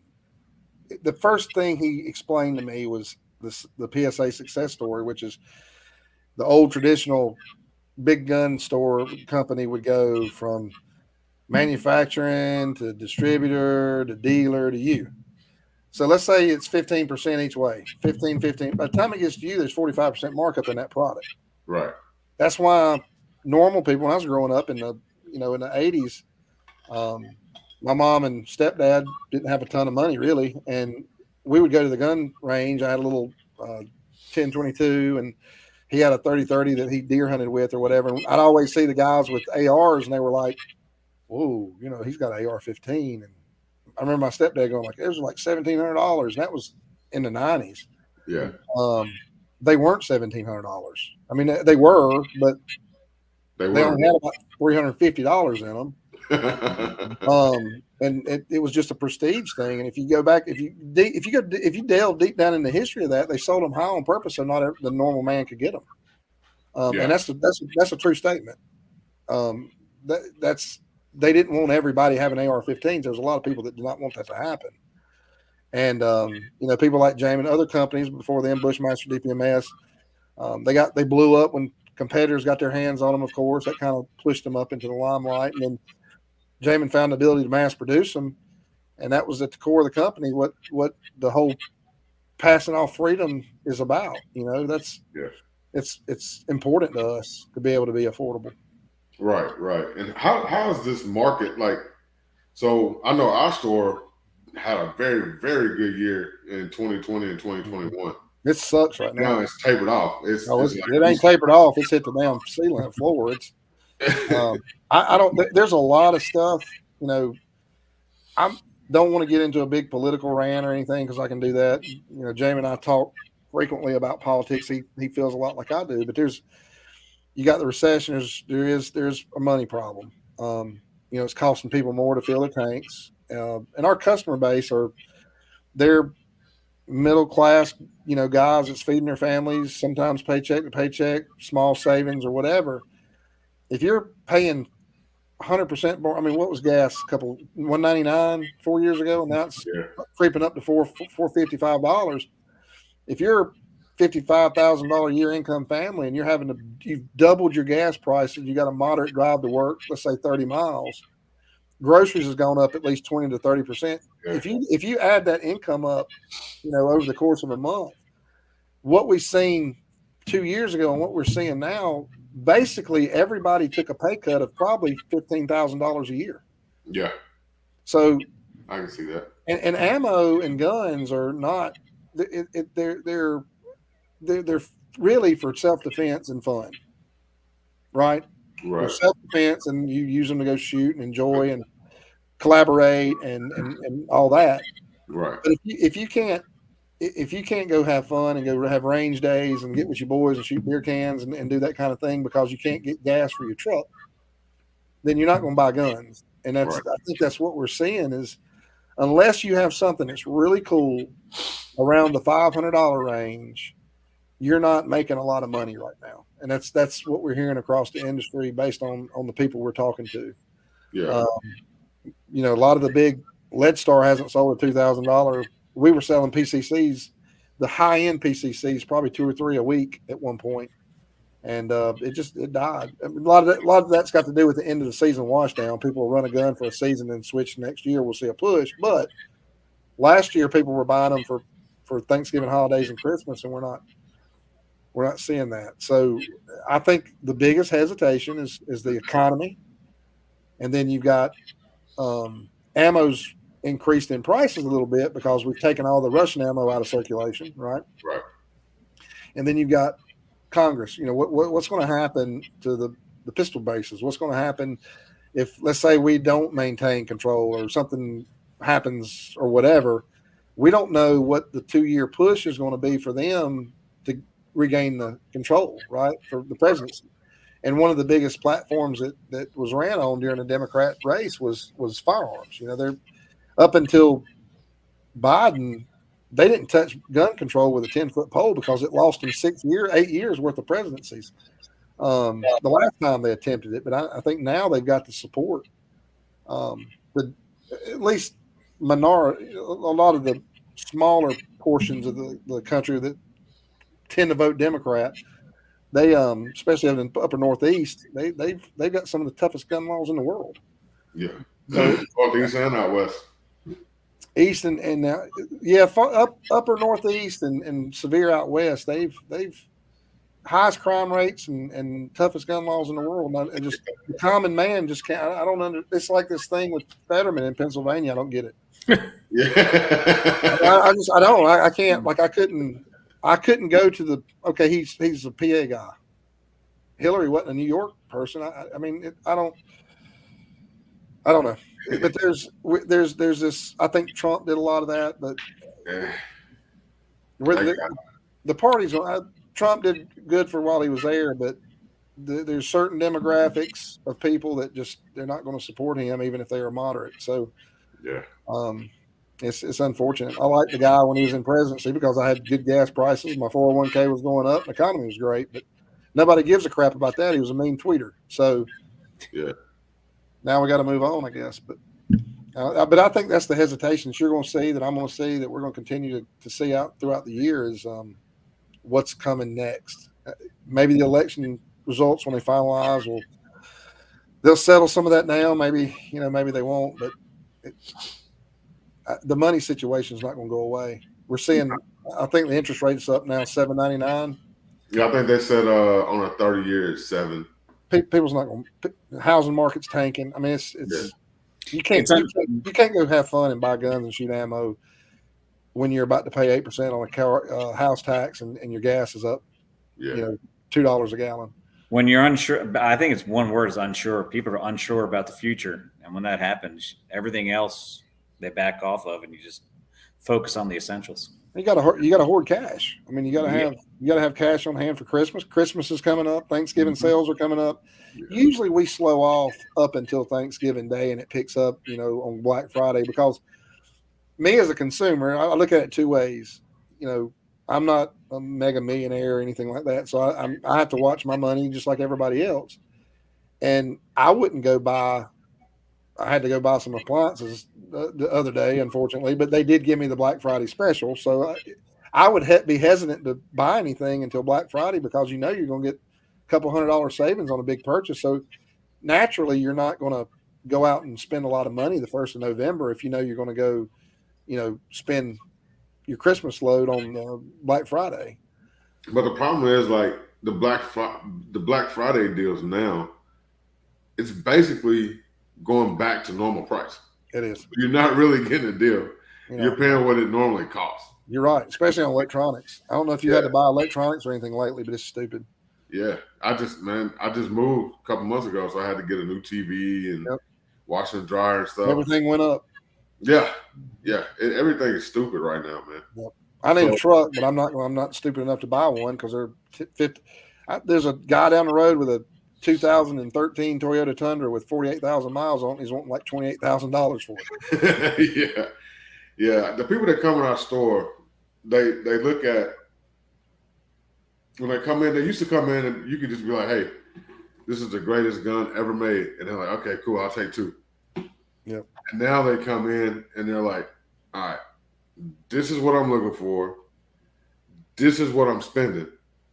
Yep. What can you get me in that price range?" Yep. Mm-hmm. And so I try and get them. Well, they're buying guns like they buy a car, like you buy a car, right? You got to look at the price range and not the product, and it's an unfortunate byproduct of the economy we're in. Yeah, yeah. Hopefully things will start looking up, man. And it just right now it's a little sketchy, And I decided I started this company at a bad time, I think. Well, it's hard to establish a name in a down market. I mean, that's the Powhatan State Armory got lucky. He's a great businessman, but there's a little bit of boom that happened, and you had somebody with a lot of desire and a lot of drive that took advantage of it completely, and that's how PSA got to be. But I don't think you'd be if you were to start PSA today. I don't know that you'd be as successful as it is right now. I think you still would because I think it's hard to beat. It'd be tough though because you wouldn't be able to do those prices because you wouldn't control your destiny. You couldn't control your manufacturing. The reason PSA is so successful right now is because they control the manufacturing. We've got our own. We're at arm's length to get whatever we need, and you don't have to control. You don't have to bicker over price, and you set the price. Yeah, that's what I'm saying. If you were to start it from scratch right now, I don't think it would be. It'd be tough because if nobody's buying anything, you can't establish your name. Right? If you can't get people consuming your products to go on YouTube or go on Facebook and talk about how great you are or whatever, all you're doing is talking to a blank face. So it's tough. For smaller companies, it's really hard because where y'all can probably get away with $300-$400 to build an AR and sell it for $800-$900. We can't. Right. It's going to cost me $800-$900 to build a gun. Right. Because I can't. And say that the fear is, my fear has always been the mom and pop stores because as mom and pop stores start going away, where are we going to ship guns? Yeah. Think about it. Yeah. Because a lot of the big stores are not really going to do it. Nope. Our store, we get a lot of y'all's products in. We get at least 10 to 20 of y'all's guns coming through our store a week. Yeah. So, and that the transfer fees help keep some of these little shops open. And there's some small shops that hate us because we, our pricing or whatever, but it's kind of silly. All you got to do is call and we do the same thing for smaller shops. We don't want to see, I don't want to see small. I love small shops. We got one TK Outdoors that we support all the time in Spartanburg. I think the world of that little shop. Little shops are the backbone of this industry. Mm-hmm. Yeah. And if they start failing, we got problems. Like we have problems because a lot of big box stores won't do other big box stores transfers. Yeah, it's just the way it is. Depends on the manager and all that. But like the little guys is what kind of keeps the boat afloat, really. This is why Jamin bought DPMS as well in the Remington bankruptcy, was so that he could because it's hard for dealers when you sell them a PSA product at say you sell it to them at $500 and then market's going down. So then we start selling what we sold you at $500. We're retailing on the website for $500. So he bought DPMS solely as for gun shops so they could buy it directly through us, directly through a distributor. It's map protected, MSRP, all that. We're never going to sell it on the website. So that was his thought in buying DPMS, was to prop up gun shops and help them. Right. Okay. So when you all bought in, when JJE bought into Remington, they bought DPMS. Did you all buy the ammo side?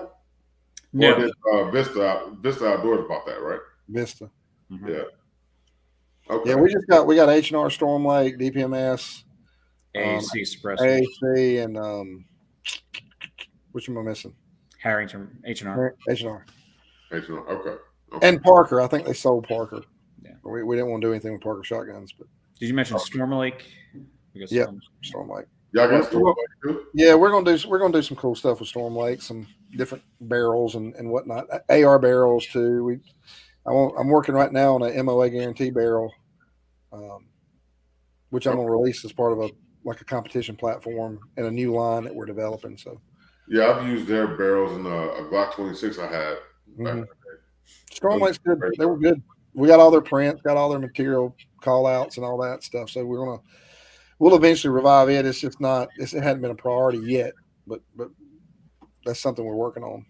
Okay. Awesome. Well, man, I know you got to run. I know you had something to do. I had appliances being put in the house, and we're getting ready. We're doing this big KGM 16. It's a gas gun precision match this weekend. It's pretty big. It's a big deal. It's their championship series. We're just going to go shoot it for the first time, but and it's supposed to be like 20 in Georgia. So, oh man, yeah, this tropical storm Nicole has been hammering Georgia and Florida. So, yeah, that's where the meetup that I was telling you about earlier. That's where it's going to be. It's going to be in South Georgia, down in I think it's called Thomasville. Yep. We're going to Arena, which is in Blakely, I believe. Okay. Well, big range. Is it bigger than Clinton House? Mm-hmm. GTI and Arena. I think Arena does a lot of government stuff. I know GTI does a whole lot of government contract stuff, but they're big. They're big range. The biggest range in the country, in my opinion, is in Talladega. The CMP. That's a beautiful. If you ever get a chance to go to Alabama, go to Talladega and go to the CMP. It's phenomenal. It looks like a ski resort for guns. Okay. I'm not too far from Alabama, so I'm here to see. It's beautiful. The CMP range, that's where we have the World Shoot and stuff like that, or the Nationals. All the national USPSA matches are there. Okay. 16 bays. It's or 20 bays. It's legit. It's a big. They got 1,000-meter course, and it's all televised. You can sit out on the veranda and eat and watch people shoot 1,000 meters and stuff. So. Okay, I'm gonna have to go check that out too. Yeah, you need to go check it out. It's definitely, and the CMP there. If you stop in, you got a little money saved. I bought 2 M1s from there from the CMP. Oh, nice. Yeah, I'm looking forward to coming back out to Clinton House. I really love that range. It was a nice setup. Really nice. That's where we train. I mean, we're there. We're either doing videos or training or practicing or running matches there just about every week. Okay. I want to do the 1,000-yard challenge too next time. You don't do that in a mile.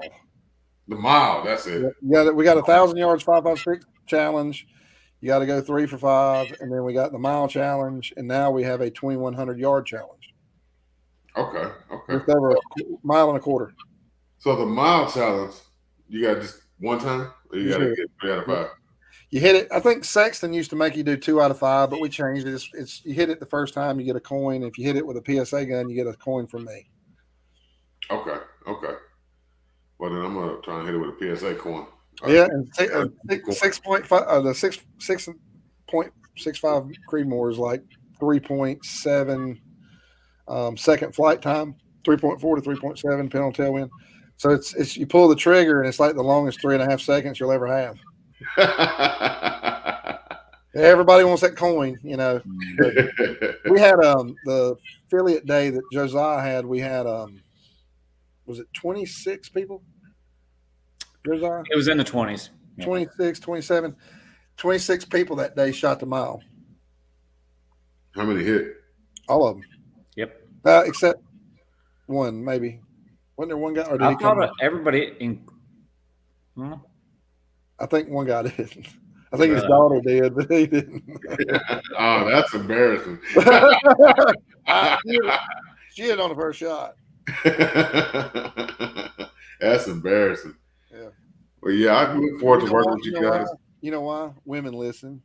Yeah, exactly. When you're working with a woman shooting, they'll listen to everything you say. A man will it's like butt naked. Well, I found on our range at my shop, the women will not listen to the husband. You can tell them the exact same thing he just said.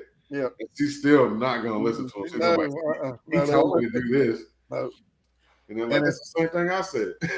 If you go to correct somebody, the first thing you hear was I'm XLE or law military. that you just. Do you know what my response to that is? Y'all are some of the worst shooters I've seen on my range. And then they just look at me like, what? Like, dude, I'm sorry. I can do that because I've been both, and every bit of my shooting came from a bay. It did not come from either of those two institutions. Yeah, most of the law enforcement guys that come on our range can't shoot, man. Well, it's not, and I joke with them.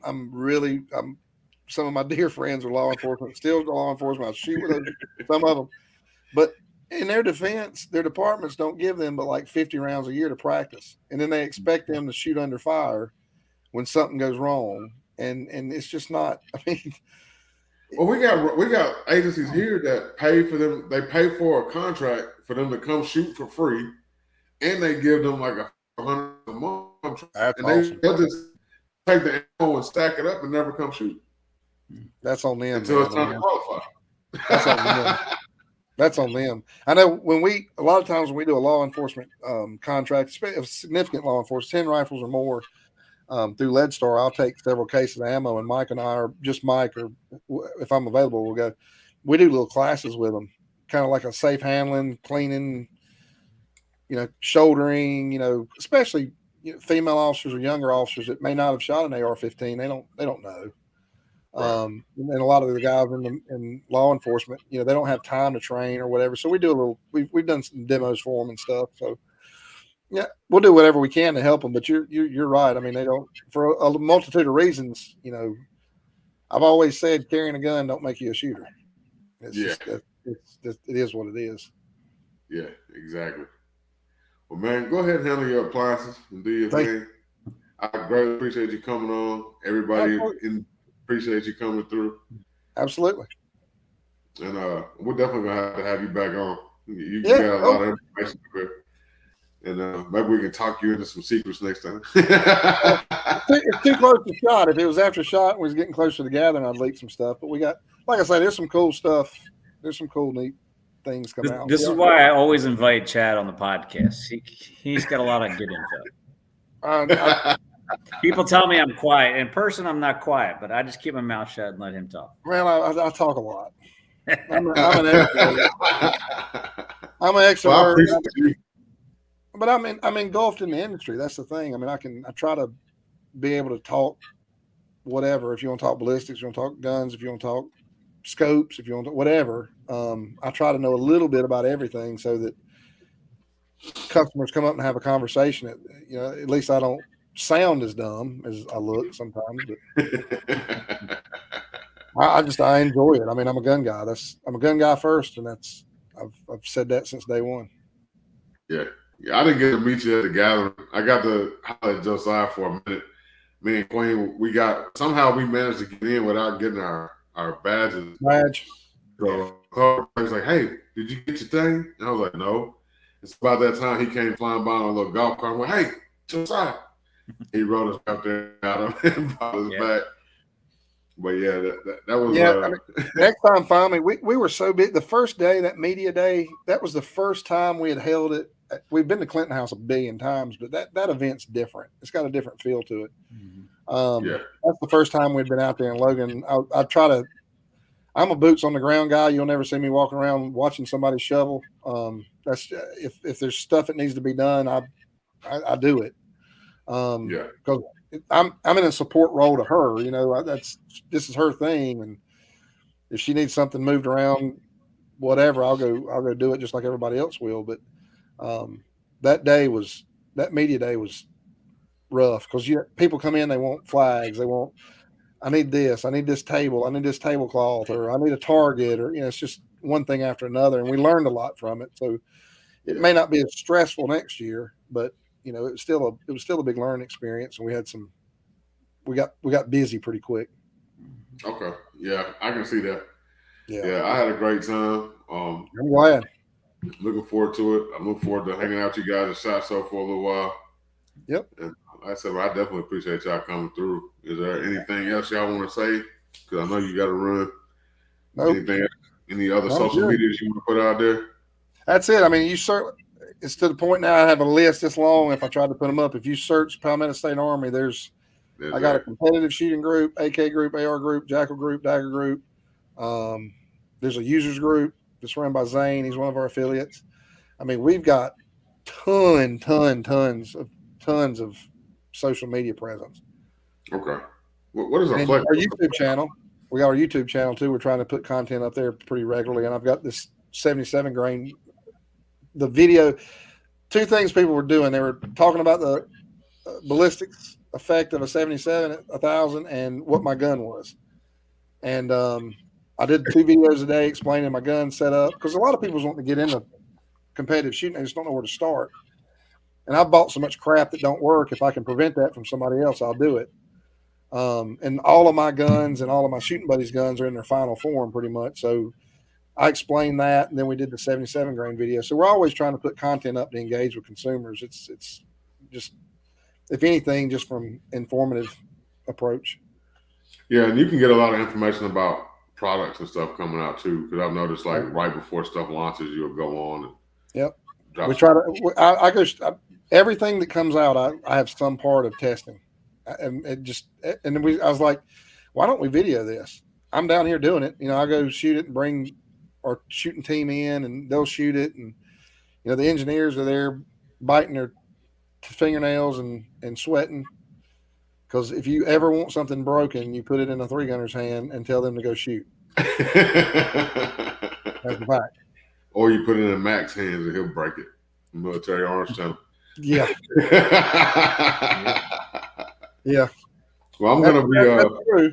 It's an honest statement. I mean, I don't know if he gets the worst of everything that every manufacturer does, or he's back there with a screwdriver beating shit or something. I don't know, but everything he gets, he breaks. Yeah, it does, man. And we do too. I mean,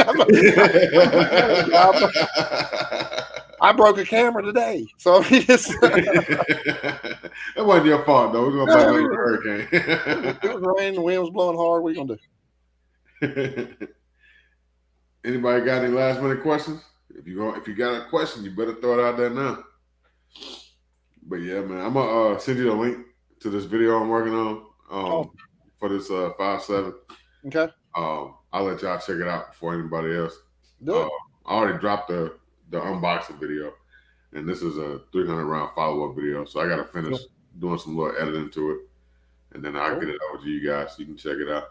I like it. Yeah, and it was crazy.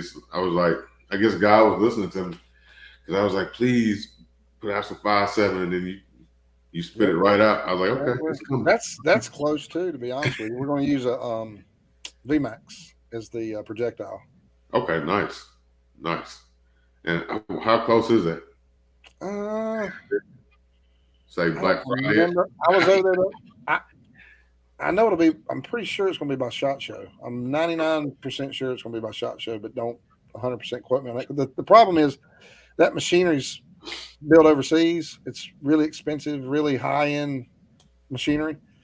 I think it's built in Italy, maybe, and then it gets shipped to Arkansas, and they proof it. And once it's proofed, they move it to Colombia. So I mean, anything can happen. I mean, the stuff is in, and they're working on it. They were developing loads, last I heard. So they wouldn't be going through all of that if it wasn't close.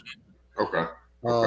I don't really have a pick list of their order. I get bits and pieces of it. I just get a phone call from either Jamin or the ballistician over there, or the guy who runs the place and says, "Hey, I got ammo for you to test," and then I know what's coming out. Gotcha. And what's the flex off? He said, tell us about the flex off. I don't know. Okay. I don't know if he's talking to God. He may have been talking to somebody else. May have. I don't know. I know they do that on AR-15 sites a lot. I don't know. I think you answered this question earlier. We did. So We did. yeah. I don't know for sure. We can the sales team does a really good job of doing that stuff, and they come up with stuff on the fly. I'll mention it to them. I mean, it may be something they want to do. It makes sense. I mean, really. Mm-hmm. Yeah. All right, that'll work. Well, y'all, BigDre357.com, links in the affiliates tab, Palmetto State Armory. Go pick up some stuff, man. Grab that rock deal. $5.99 for a 5.7 with 10 extra mags, 23 round mags at that. Mm-hmm. It is a good deal. That's a heck of a deal. Yeah, that's a heck of a deal. But they got a ton of stuff over there, man. Appreciate y'all coming through. Absolutely. Yeah. Thank y'all, you. Everybody out there, y'all have a good night. Be blessed. Stay dangerous. We'll catch y'all next week. Thank you.